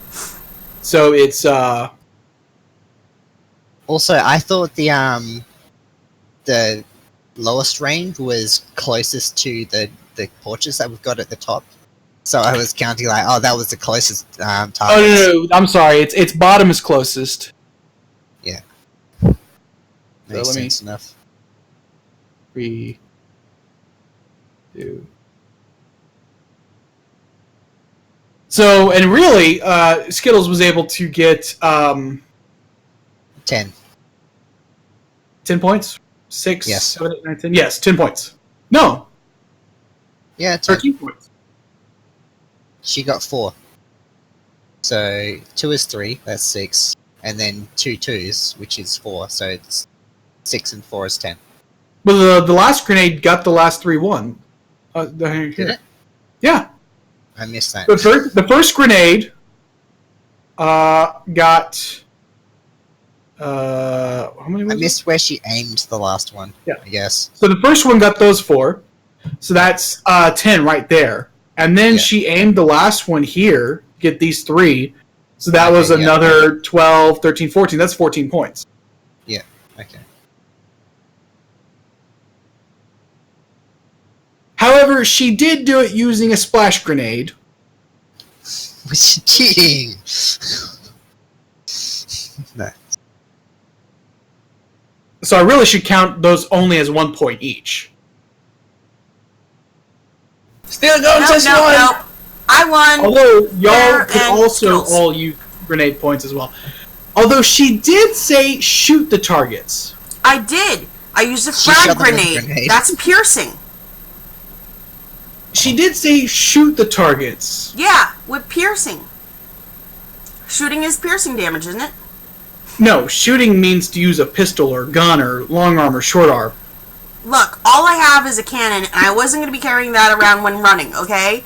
Skittles isn't that good. So, this is all Skittles got, unless she wants Skittles to go all 626 and run around stabbing shit, which still wouldn't qualify. So, you know what? Fuck you. We're using piercing damage grenades, alright? It's still 7 points. That's a good score. No! I demand my full points, alright? I've been dying to use these goddamn grenades! Okay, how about full points divided by 2? No! Because that brings it down to 7, asshole! I can fucking math! I don't care what anybody says! Alright? I don't care that I failed basic math twice! I can do it! I'm not talking to the player! I'm talking to the character! Fine! I still got 14 points! Fuck you! Taste the rainbow! Suck my fucking digits! How about that? Who's next? Is that better? I guess I'll just click this button. Alright, Are they, so ultimately, ultimately, Vamora says, fine, that she'll get full points. However, the next person that does it will be taking a grenade up the ass. I'll just click this button 3 times, see what happens. 4, 12, 22, and 18 on the attacks. I managed to roll max damage twice, though. That's fun. Alright, so what were you shooting at? I'll go for the back targets, I guess. Shoot at the back targets? Well, like, kind of like a V. Like, that's kind of what I was going for. Like, what's it? That's why I figured, like, it would be like 1, 2, and, like, so it's like 1 thing, 2, and then 3 as in, like that. So, like a V. Okay. 2, 3, 3. It's like least amount of movement between the pistol shots. Alright. For thinking that far ahead, you'll get a 4th shot as well. So it can be either one of these, I guess, these 2 front ones here.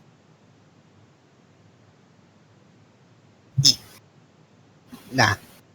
Alright. So you kind of... 5 actually hits a target. Yeah. But no, it was good thinking.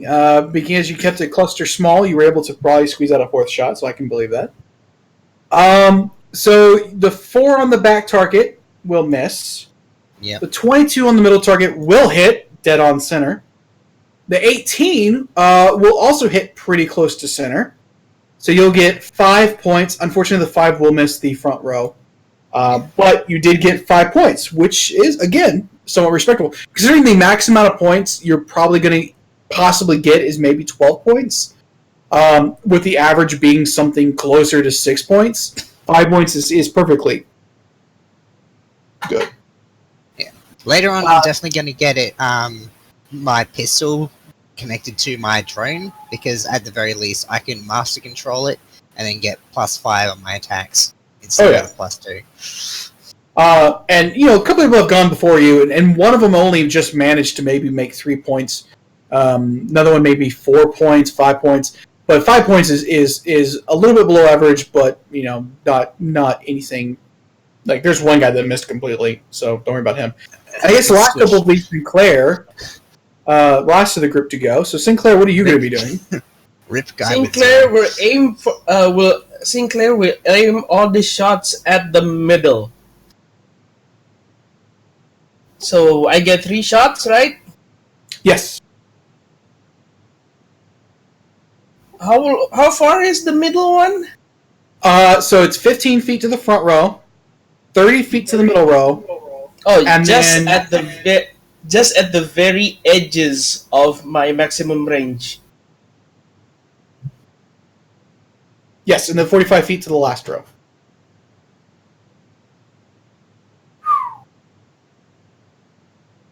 All right.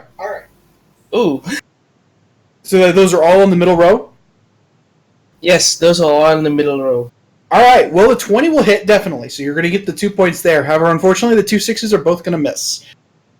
These are not perfectly static. They are kind of moving around. They're not leaving the squares, but they're sufficient enough that there is a bit of an AC.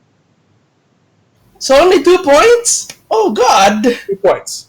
Well, Yeah, given so that see- one guy got 0, I think we can safely say that he's probably going to get stretched. So to give you all to reveal the hand, the front row had an AC of 8, middle row had an AC of 10, and back row had an AC of 12. They were intended to pretty much be sort of a slightly above 50-50 on the back row, roughly 60% chance of hitting the middle row, and about a 75% chance of hitting the front row. Given the +2, it was exactly 50% on the back row. Yep.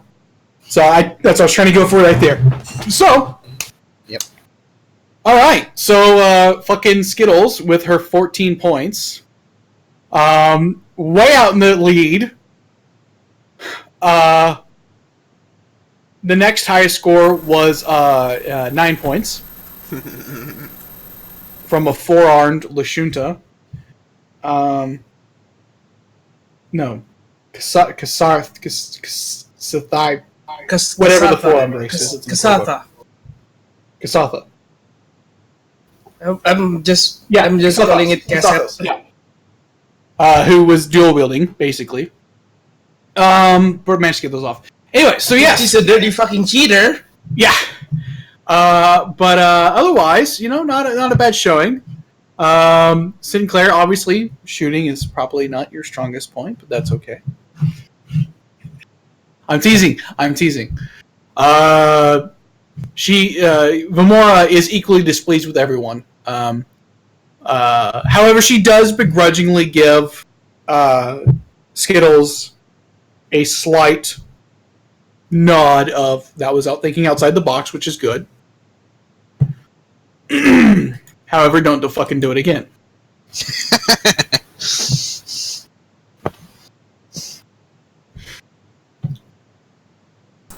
Skittles dances around in place, fluffing off glitter.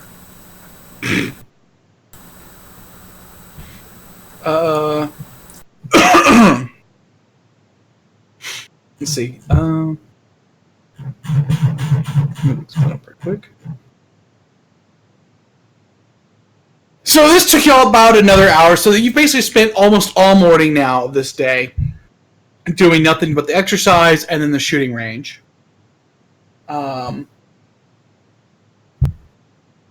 And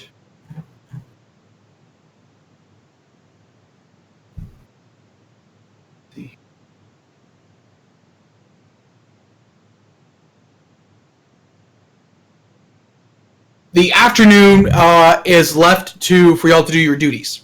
So in the mornings, y'all will be at the cargo hold with Vamora Virgin Killer. And in the afternoons, y'all will be doing your duty. And like I said before, once y'all are full crew, you will have day on, day off. Where you'll have the 12-hour on duty, 4-hour on duty, and then 12-hour on duty. Basically, that period.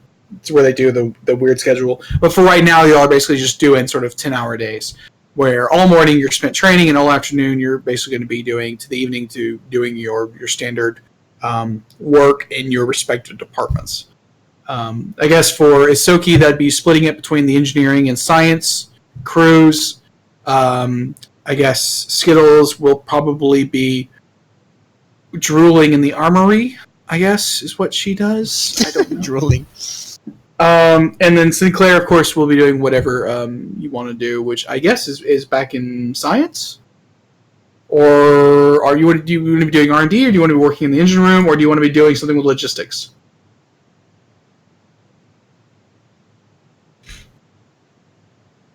Gregory? Yeah. Hold on. What specifically do you want to be doing on the ship? I'm sorry, I didn't get I've forgotten what you said you were going to be doing. What was it? Security, engineering, science, personnel, logistics. Science and engineering. Okay, so you'll be like Isoki, splitting your time between the two. Yeah. All right. So you two should be getting along pretty well. And let's see. So yeah, at this point, y'all are pretty much all sore and exhausted. after the morning that y'all had. But you are, you're starting to get used to it. It's now your third week on board. You are, it's the first morning of training, but you know what? It's different.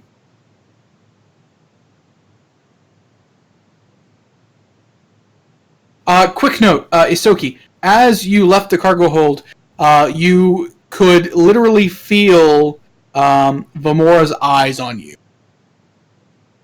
Yay. And as she smirked, watching you leave the cargo hold. Great. So, of course, first step will probably be food in the canteen. But...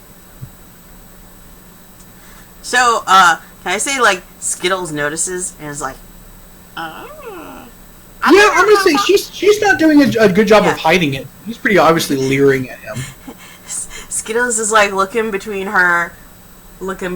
Sag, looking at her, looking at Sag. He goes, I don't know. She's pretty tall. I don't think it would work out the way she thinks it would. Her name is Virgin Killer, so... Of course, y'all don't know why her name is Virgin Killer. You can ask around. She hasn't even wearing a sweater. At least she's not wearing the sweater yet. Yeah, at least she's not wearing the sweater. Oh no, that is. Well, I horrible. mean, you could have the second skin armor over top of whatever, and it's not like it shows through what it stuff.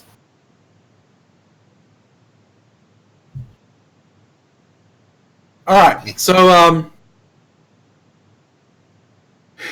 at this point, is there any questions y'all kind of have immediately, like that concern your character, the role on the ship, and kind of what you want to know? For the most part, in each of the departments, the things are going to pretty much be run by those the chief officers. So you're pretty much going to be running into Lieutenant Cross or Lieutenant Timor or whoever, Lieutenant Net Down, in those departments. With the rest of the crew, and basically each of them control a staff of about 20 individuals. No. Except for logistics and engineering. Logistics is 50, engineering is 30, and the rest are about 20. Personnel is pretty low. Count office, but basically you won't be directly reporting to them. You'll be directly reporting to whoever your supervising person is, and I can get you those names later. I haven't quite filled out the rest of the ship yet, but like I said, if you have any questions about anything in particular to help me flush out the ship in general, I would appreciate it. Which one is run by an android? That would be the logistics. Chief Logistics Officer, Lieutenant Net Downed. Oh, okay. With no way. Apparently. He's the one that acts mechanical, like a mechanical puppet. Never Yeah, enough like a time. robot. Never enough time to do things which need doing, or never enough time to do what needs doing. Yes, Net Down. Net down. It's an ironic name. He has a very dry sense of humor. So, is it possible to swing by other than the work hours? I mean, like, I guess. Yeah. Like you've got there are break times, and then you can also swing by after hours, see if he's in the office. Introduce yourself as one of the other very few synthetic individuals on board.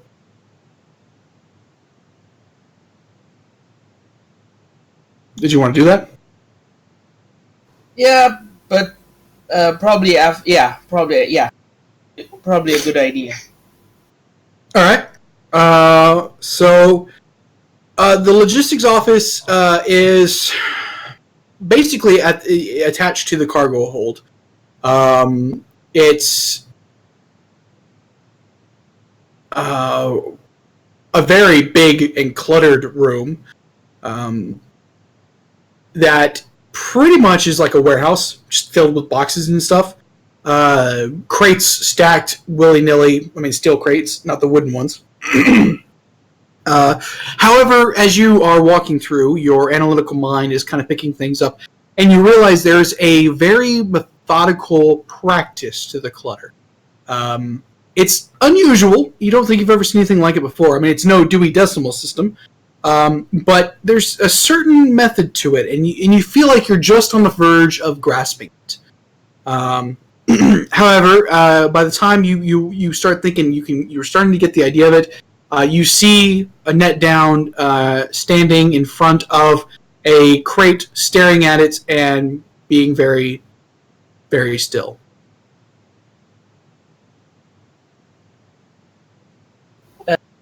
What is his rank? He is Lieutenant Net Downed. His full title is Chief Logistics Officer Lieutenant Net Downed, but Lieutenant is fine. What's this? Sinclair will hail the lieutenant. Good day, Lieutenant. And he jerkily stops, jerks his head a little bit, and it kind of seems to rattle, and his entire upper torso turns instead of just turning his head, and he looks at you, and Recruit Sinclair, how can this one be of assistance? I'm current. Hold on. This is not the character. This is just me trying to formulate words with my mind. Yes, I gotcha. Yeah, so basically Sinclair said, I happen to be in the neighborhood and currently trying and see what it's like in here. It's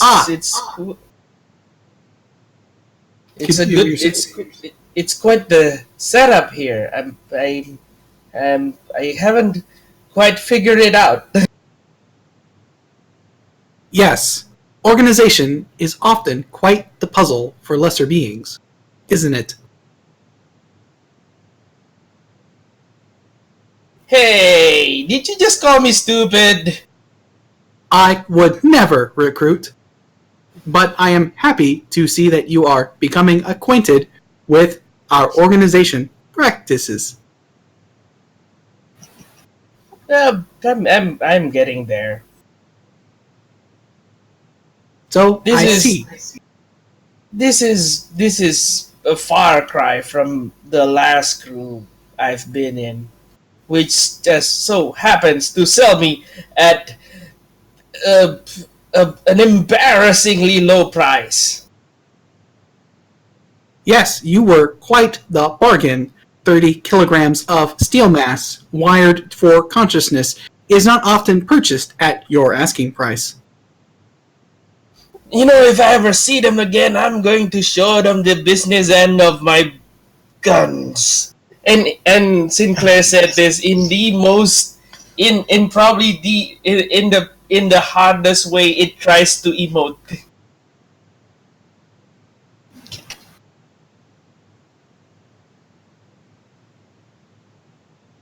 And I am sure they will appreciate your fond remembrance of their acts. I like it here. Maybe I'll ask for a transfer.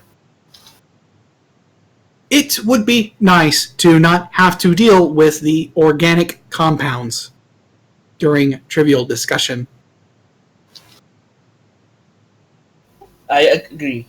I'll see you tomorrow, Lieutenant. I think the correct word is in the next day's cycle. Yes, that's the word I'm going with. Well then, until the next diurnal cycle. I must be getting back to work. Thank you. Dismissed, recruit. And then we go on our separate ways. So yeah, that would be Chief Logistics Officer Lieutenant Net Down. Of course, the room also had a few other individuals as well.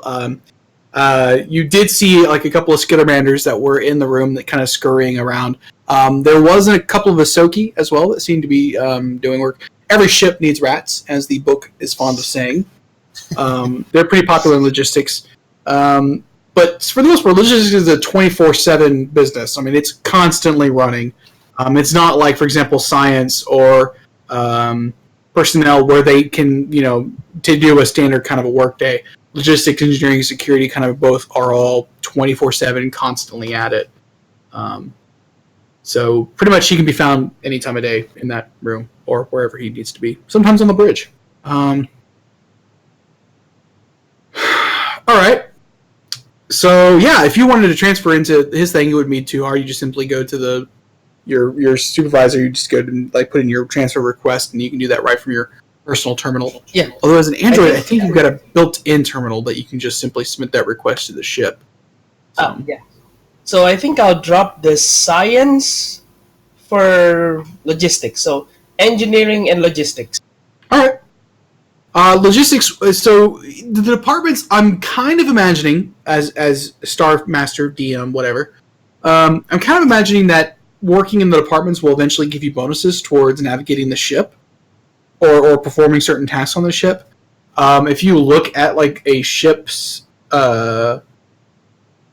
sort of sheet, there are bonuses for piloting it in certain ways. So I'm thinking of doing something along those lines. Let's see.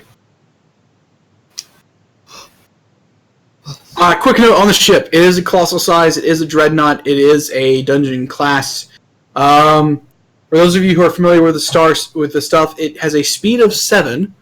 So it moves 7 hexagonal tiles, which is very fast. However, it has a very clumsy turning speed. It has linked persistent particle beam cannons, which do 4d10 times 10 points of damage. Oh, that's sweet. Oh, hold on. You know when the first time I imagined the ship, what I imagined was something like a Borg cube. Well, no, it's more organic than that, but that ship image. It also has linked antimatter mega missile launchers, which do 8d10 times 10 damage. And we'll have to do that. We'll have to do a simulation. Maybe I'll put together a simulator next session where y'all can actually pilot some ships and we can learn how to do the ship combat. Oh, okay. But I don't have that set up for tonight. So, who is next? So, after y'all got done with training, Sinclair went off to go speak with Lieutenant Net Downed. Let's see. Danny is still gone. So that would just be Seg. Anything you want to go do or see?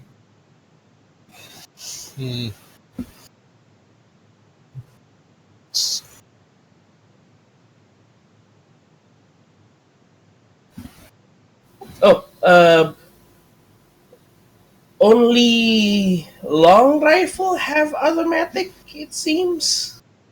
Say what?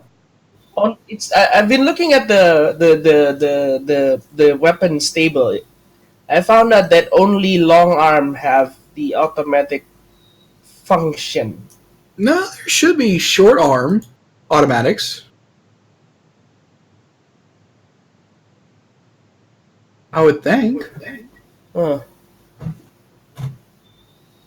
Oh, remind me what unwieldy is? I think you have a penalty to wield it. Okay. It's like, I was looking at flame pistols, like, oh my god, this thing's amazing, and it's a steel, it's only like 470, it's like unwieldy. No. It's a penalty towards doing something with it. We'll look it up.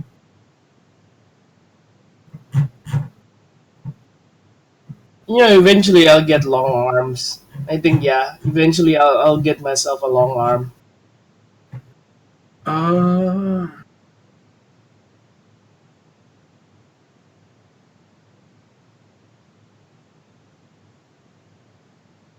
there's nothing about the automatic property that says it has to be a long arm.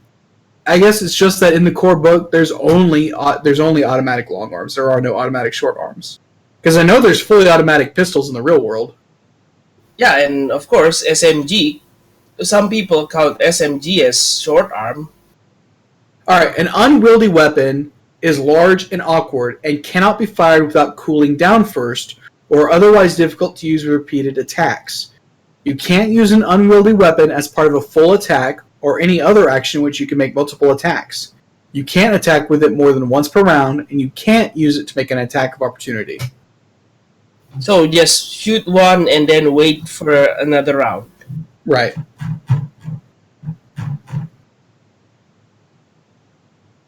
Which makes sense that sniper weapons are unwieldy. You have to, they're pretty heavy recoil and reload and all that. So Yeah, I mean, like, I think because most snipers are bolt action.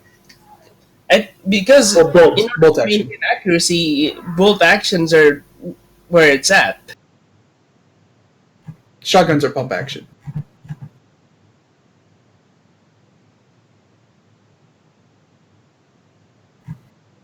Pick up a plasma rifle. Well, it's unwieldy.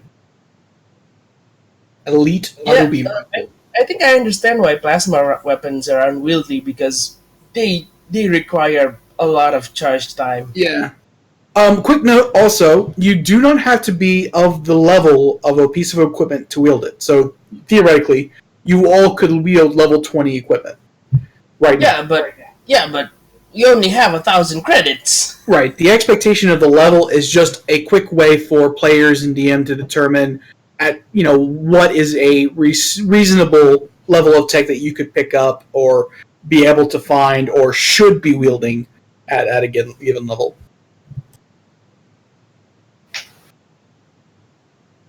All right. So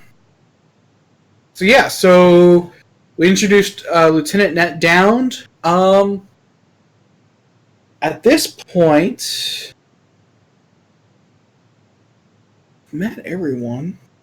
Well, kind of met everyone. I still need to get the rest of the crew done.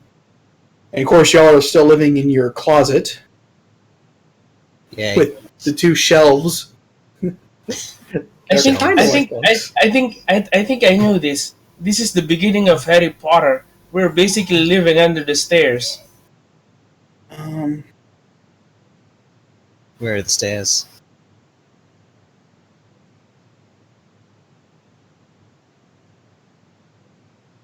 There are no stairs in the spaceship. No, it's just elevators. No, there's probably stairs. Very disability access minded. Yeah. Although I will say at the canteen, when you three enter, are y'all sticking together or are you kind of sticking separate? I mean, I know that eventually Sinclair will stop by the logistics office, but I can't imagine unless he's going to swing by just as they're heading out, and then catch up later at the canteen. Be done. But is Skittle sticking with Seg? Oh yeah. Even if the Okay. other people don't think that Skittles is their friend or even likable, Skittles is you're my family now.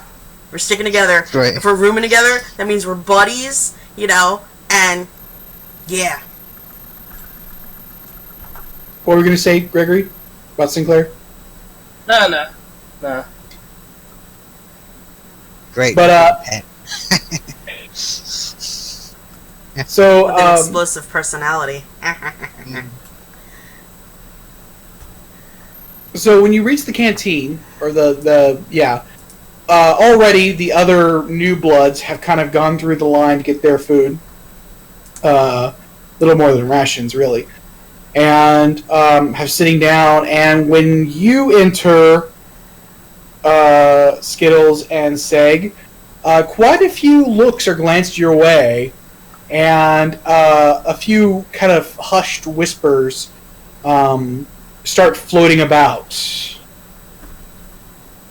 Skittles is oblivious to like the connotation of this might be bad, or there might be rumors, and like smiles like giant mouth, all teeth. Hi. But if you don't want to give me perception, you can kind of get an idea of what they're saying. Oh look, a character with a -1 perception again. Again? Wow. How do you think I got to she's got- 16 strength? I don't know I what took it 10. is, but you don't play a lot of wisdom or wise characters. I at least always put a points into perception because, like, yeah. You still managed to roll Well, a 20. motherfucker. So, Seg, you kind of catch them what they're saying about you. And basically, it's kind of like, there he is. Who? He shot the virgin killer. What? Yeah! She tried to kill him. And he pulled a Michael, gun on her. What? Can you say? So what? Can you say that again, please, about the shooting?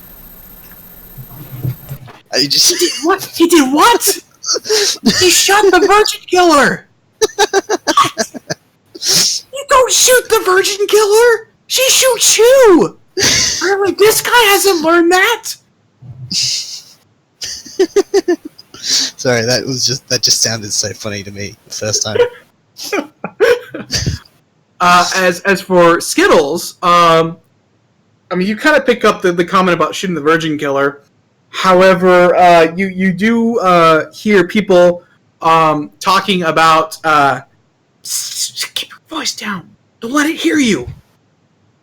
What it? The crazy one. Crazy one? Fucking walking glittery ball of fucking grenade bullshit. Grenade bullshit. I don't know where she gets it, but she just kind of fucking grenades. All the grenades. She tried to blow us up. She was going to kill everyone. So Skittles looks super proud of Seg when they're talking about him, and like pats him on the arm. He's like, They're talking about you. They're talking about you. They like you. and then here's what they're saying about Skittles, and the ears droop, and the shoulders droop, and the eyes crinkle a little, and get really glossy, and like Skittles like sniffles, and then runs. Oh. Oh, Runs where? Like out of through the wall. yeah, like basically just runs like out of the cantina. I mean, of course, if there's a snack there that they can grab, Skittles will like grab it just as a snack to go because Skittles is fucking hungry. Grabbing food off of other people's trays. Yeah, like if Skittles runs past those guys, like Skittles will stop, like look super hurt, and then just grab one of the like if there's like a muffin or something on their plate, just grab it and just keep going out the door. Okay. So yeah, Sag, your new buddy just ran off, sad and hurt, about what people are saying about her. Like, Okay, so that happened. So Well, Skittles is also technically still an adolescent, still a baby. But Skittles will run into Sinclair, as Sinclair is also heading to the cantina as well. like Sinclair looks at the crying ball of fur and thinks to itself, "Wow, those people are nasty." Well, you won't know what happened because you weren't there. Yeah, You it was just like were walking. in its speculations, like who would want to make something like this cry? Those are monsters.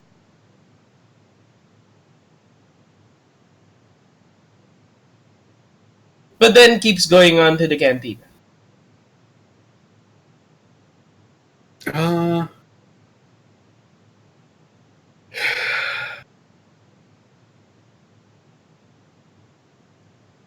So when you get there, Sinclair, not really any whispers, but you do get kind of a couple of disdainful looks from some of the people.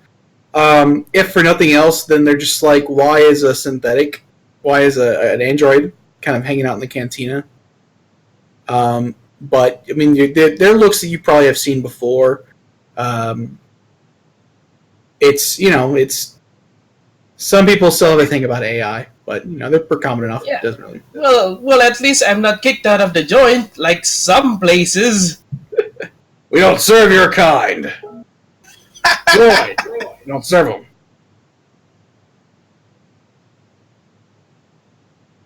Was it in the Clone Wars? They said clankers. Yeah, because I think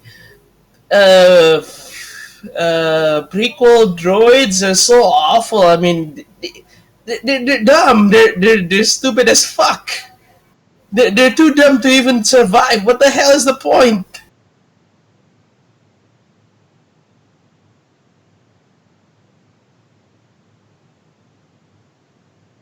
And generally, it's just about emotions. Androids have trouble. Some androids, most androids have trouble difficulty processing emotions and understanding why organics are so prone to bouts of hysteria. But it's just uncanny valley. It's living creatures. What are you gonna do? What are you gonna do, right?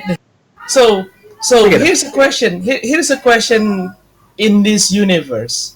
How does an android replenishes its energy? Stay. Like when organics eat food, right? So that's the basic gist. How would an android does it in this universe? Would it be like a car running its battery? Motion keeps it going. Yeah, androids are listed as biomechanical, built from nanites. And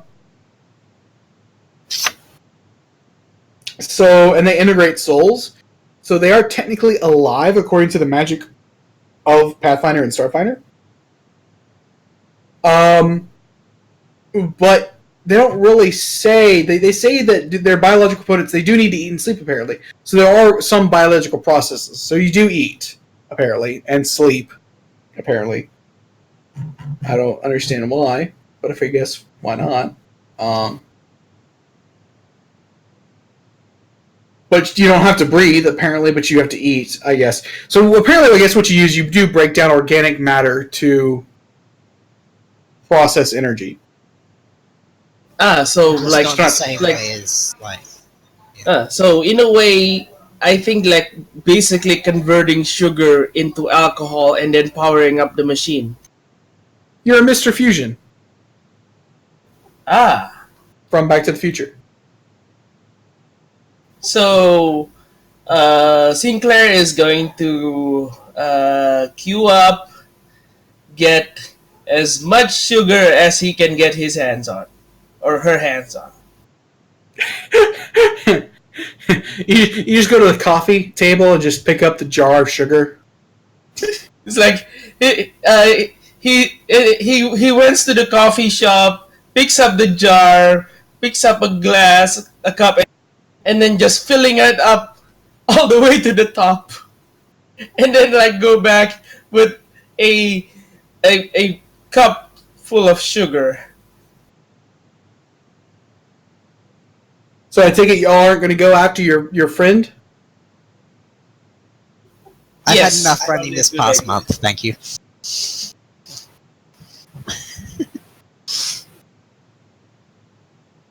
I mean, after all the stuff that we got put through by the petty officer, I'm not feeling up to putting my legs through much right now.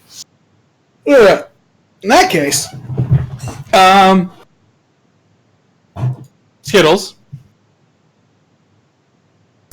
Yes. I need a D100. As you're so verklempt and distraught, you run wildly through the ship. Luckily, not raging and throwing grenades everywhere in revenge. or wiggling through mechanics to, glitter them up. You could always hide little ones under their bunks. No, that would be little mean. grenades.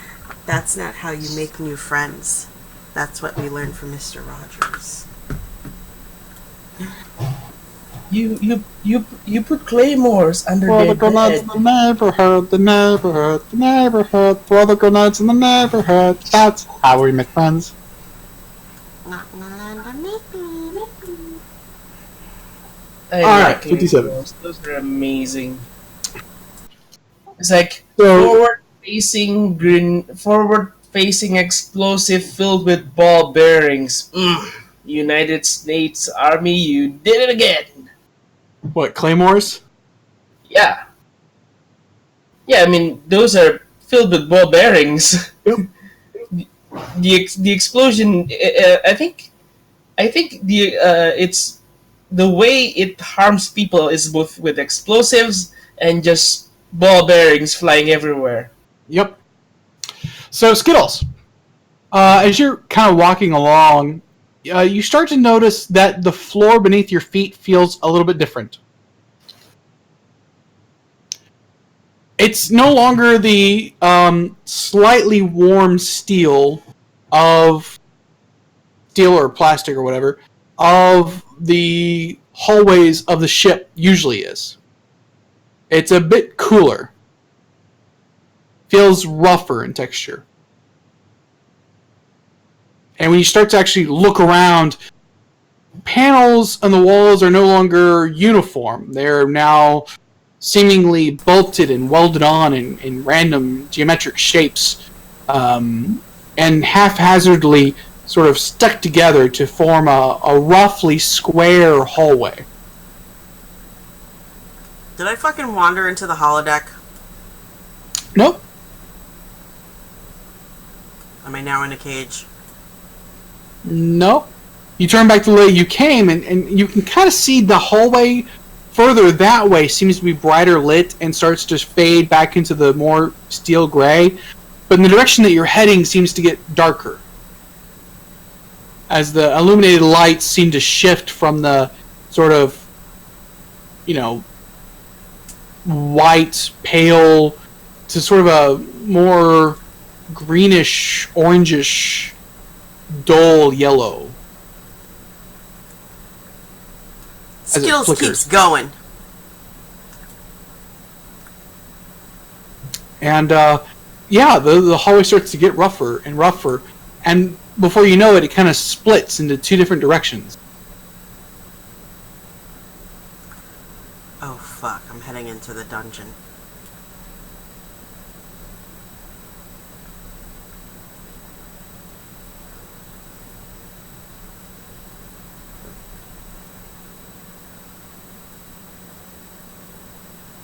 So you can either go like the way you came, turn left, or turn right.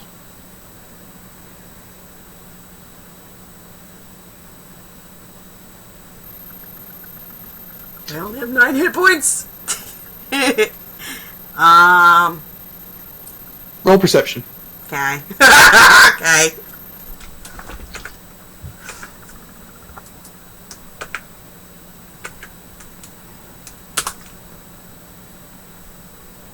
You hear a clink, clink, clink sound, like the sound of like something hitting against an aluminum can. And then one of the panels off to your left, a little bit down the hallway, seems to burst open, and a green ooze-like substance squeezes out of the wall panel and onto the floor, and then with squirts itself across the floor and slowly begins to inch up the wall towards a panel in the ceiling. Do I know what it is?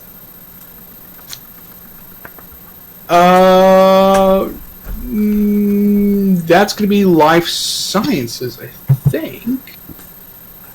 So is Skittles like outside of the 2,500 feet? I'm guessing probably. I don't know. That's like 500 squares for translations matters. I have life science isn't trained.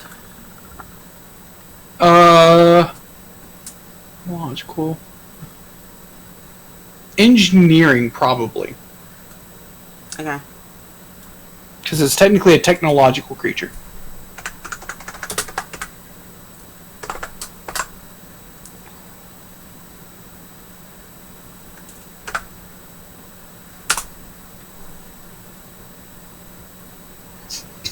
Yes, you recognize it as an assembly ooze. An assembly ooze is a creature that's primarily composed of nanites. Oh, they fix things, right? Reprogrammed core that continually scavenge, break apart, and rebuild components.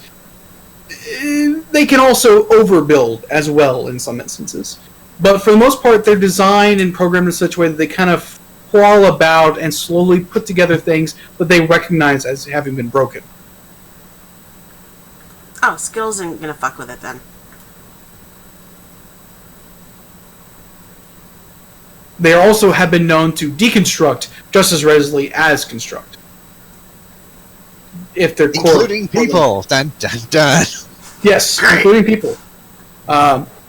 Depending on whether or not their core has been corrupted or not. Well, how do I tell if the core's been corrupted? You haven't seen it. The only thing you've seen it technically deconstruct was the panel it crawled out of. Right, which could be just be an escape panel for it to move on to another area anyway. Yes. So as you're kind of figuring out what it's doing, you see a tendril kind of ooze out and go up to the panel it approached, and you see kind of a sort of shink as its tentacle turns into a screwdriver shape, and it starts to undo the screws of the panel it's climbing up into. Trying to climb up into now.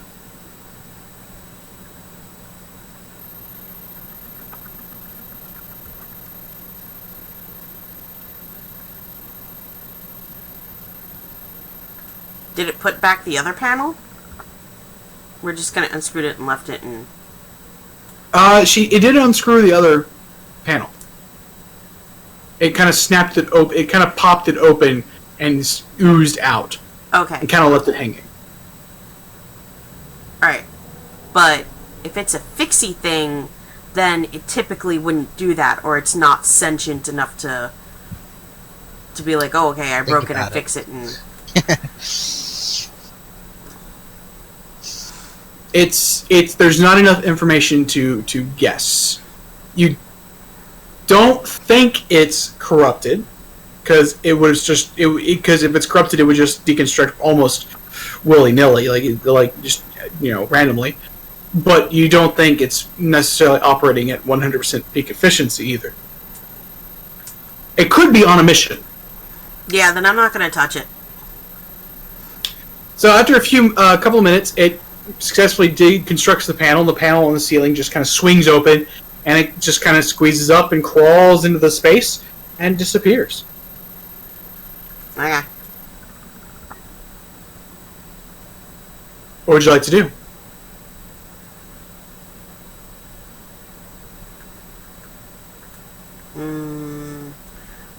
Well, as a player, I recognize that this is probably not a great idea and going into dungeon areas.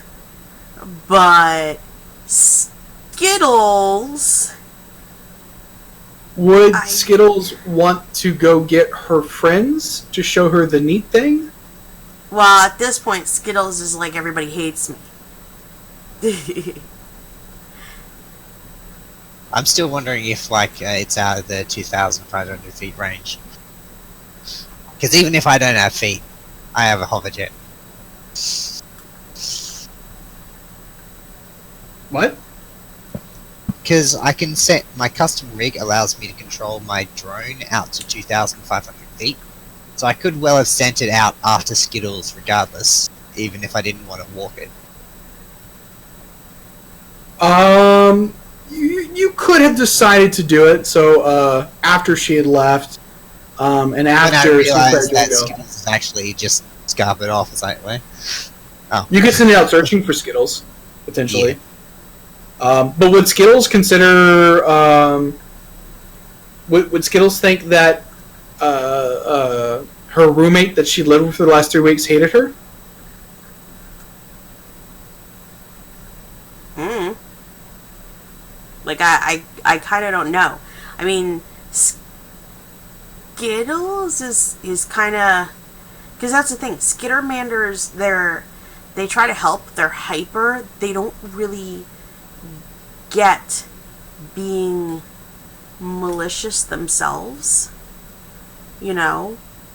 So, it's like, you know, the petty officer going, okay, run everybody. Skittles is like, okay, I'm doing what I'm told. I'm helping. You know, I have a job. So the fact that people are apparently unhappy with the job that Skittles did, that's kind of messing with Skittles. You know what I mean? So, well, I mean, at this point, Skittles is like, I don't know. Like, I don't know if my roommates actually do like the job that I've been doing. Maybe I'm not helping, you know? So, either way, Skittles is hungry, is, you know, having a tiny existential crisis, you know? So, like, I don't know if that's my thing is, I recognize it as, oh shit, you know, this is probably a bad idea, but I don't know if Skittles would recognize that, hey, you know, you're going into a not nice area, you know. Right, or Skittles could be like, ooh, you know, neat, strange things, let's go look. Seg, you're like, so you're thinking maybe I should check in on Skittles anyway, because she did kind of run out. While I'm eating, I just use my custom ring to send out. So where would you send the drone? Would you send the drone back to the quarters first? Yeah, because like I can't really tell in the manner of like I can't see where people have gone, so it'd probably be okay. Well, where's somewhere she might have gone off to? Is it she or is it he? I don't know. She. Skittles is she. Okay. I have no idea. It's a Skittermander. Yeah. All right. Well, in that case, yeah. So you're going to send the drone back to the quarters, and she's not there. Yeah, because I have the camera mod, I can actually see through it as well. So that's the biggest part. And along the pathway that would have been the most likely route to get back to the quarters, you see no sign of any glitter anywhere either. Oh yeah, I could have followed the glitter, couldn't I? But it doesn't really have a flashlight or anything like that. But well, you'd have to also like you slow down and like actually zoom in and get real close to the ground and stuff. But yeah, so Skittles is not back in the quarters. You don't see any sign of Skittles basically along the pathway. So Skittles is now missing. Alright, well what about back at the cafeteria? I can have a search around there to determine where the glitter has gone most recently. Something. Alright, you know what? Normally that would be survival, I think, for tracking.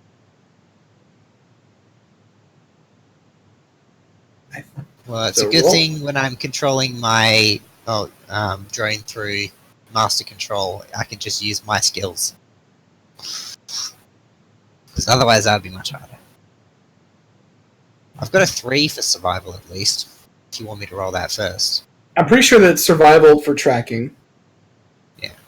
But it might be perception. I mean, I rolled a 17 for survival. If you need me to roll perception, say so. No, I'm going to say that that's going to be... Would Skittles have worn enough glitter to leave a trail? I thought it was just growing out of her at this stage.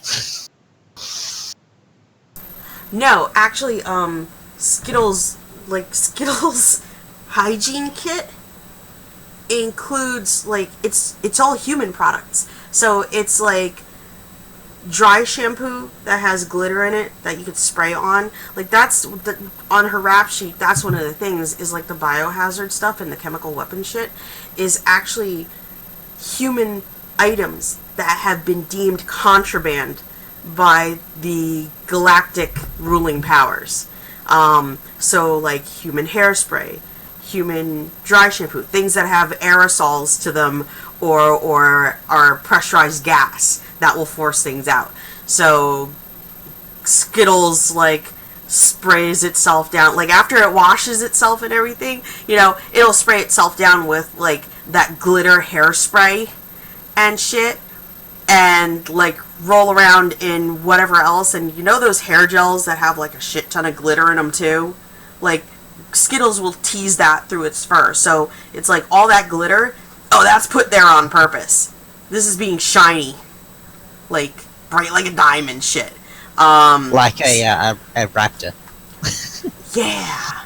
So, I mean, like, Skittles will, like, depending on like, how intense whatever Skittles has been doing that day, I mean, waddling around and ruffling and jumping around, yeah, there's probably going to be a residual glitter trail, but it's not, like, chunky glitter, it's very fine glitter.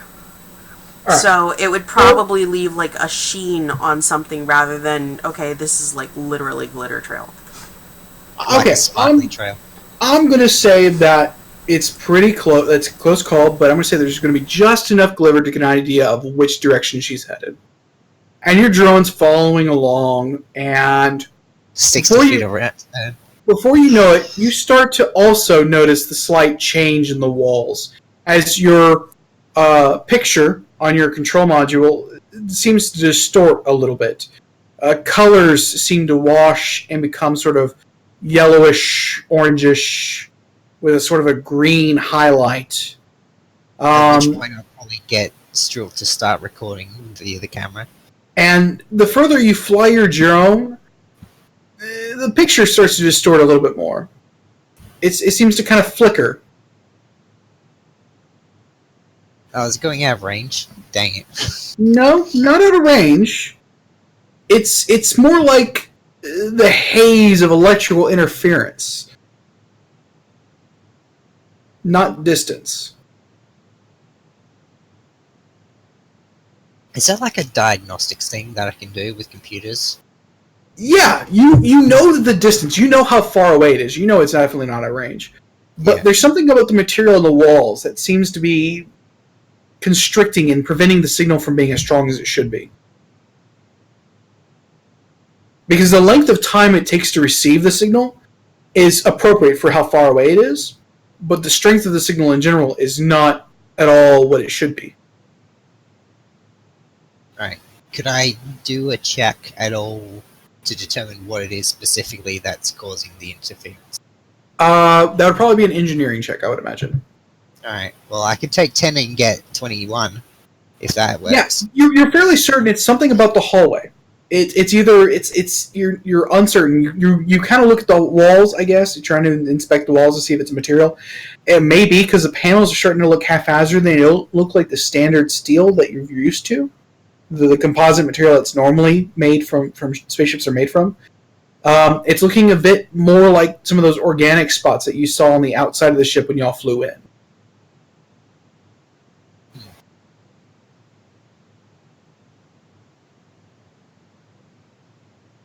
And the further you're...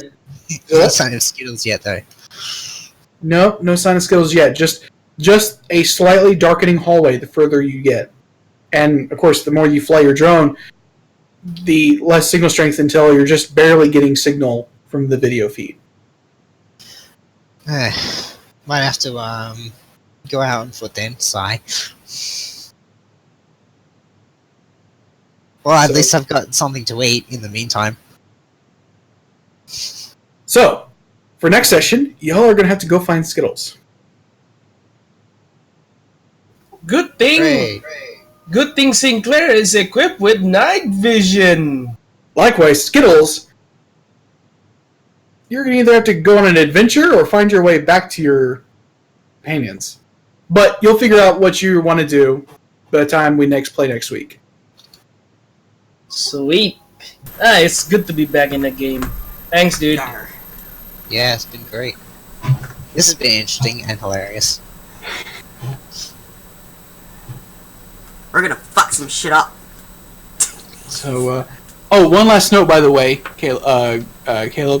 as Seg was monitoring the location, you noticed that the drone was not on any of the ship's maps that you could find.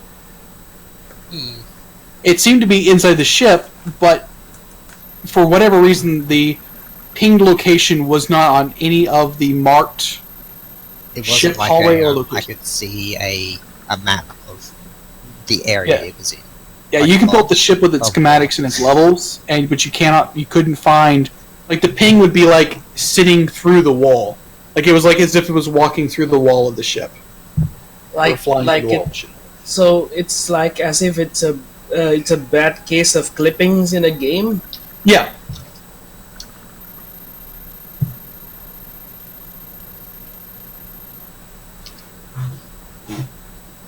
So yeah, we'll deal with that next week.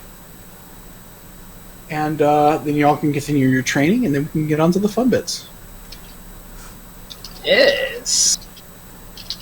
Skittles can figure out whether or not she wants to go back or venture further, deeper into this strange malaise of half-cock building and manufacturing, and or see if she can go back and find the people that she was starting to call friends.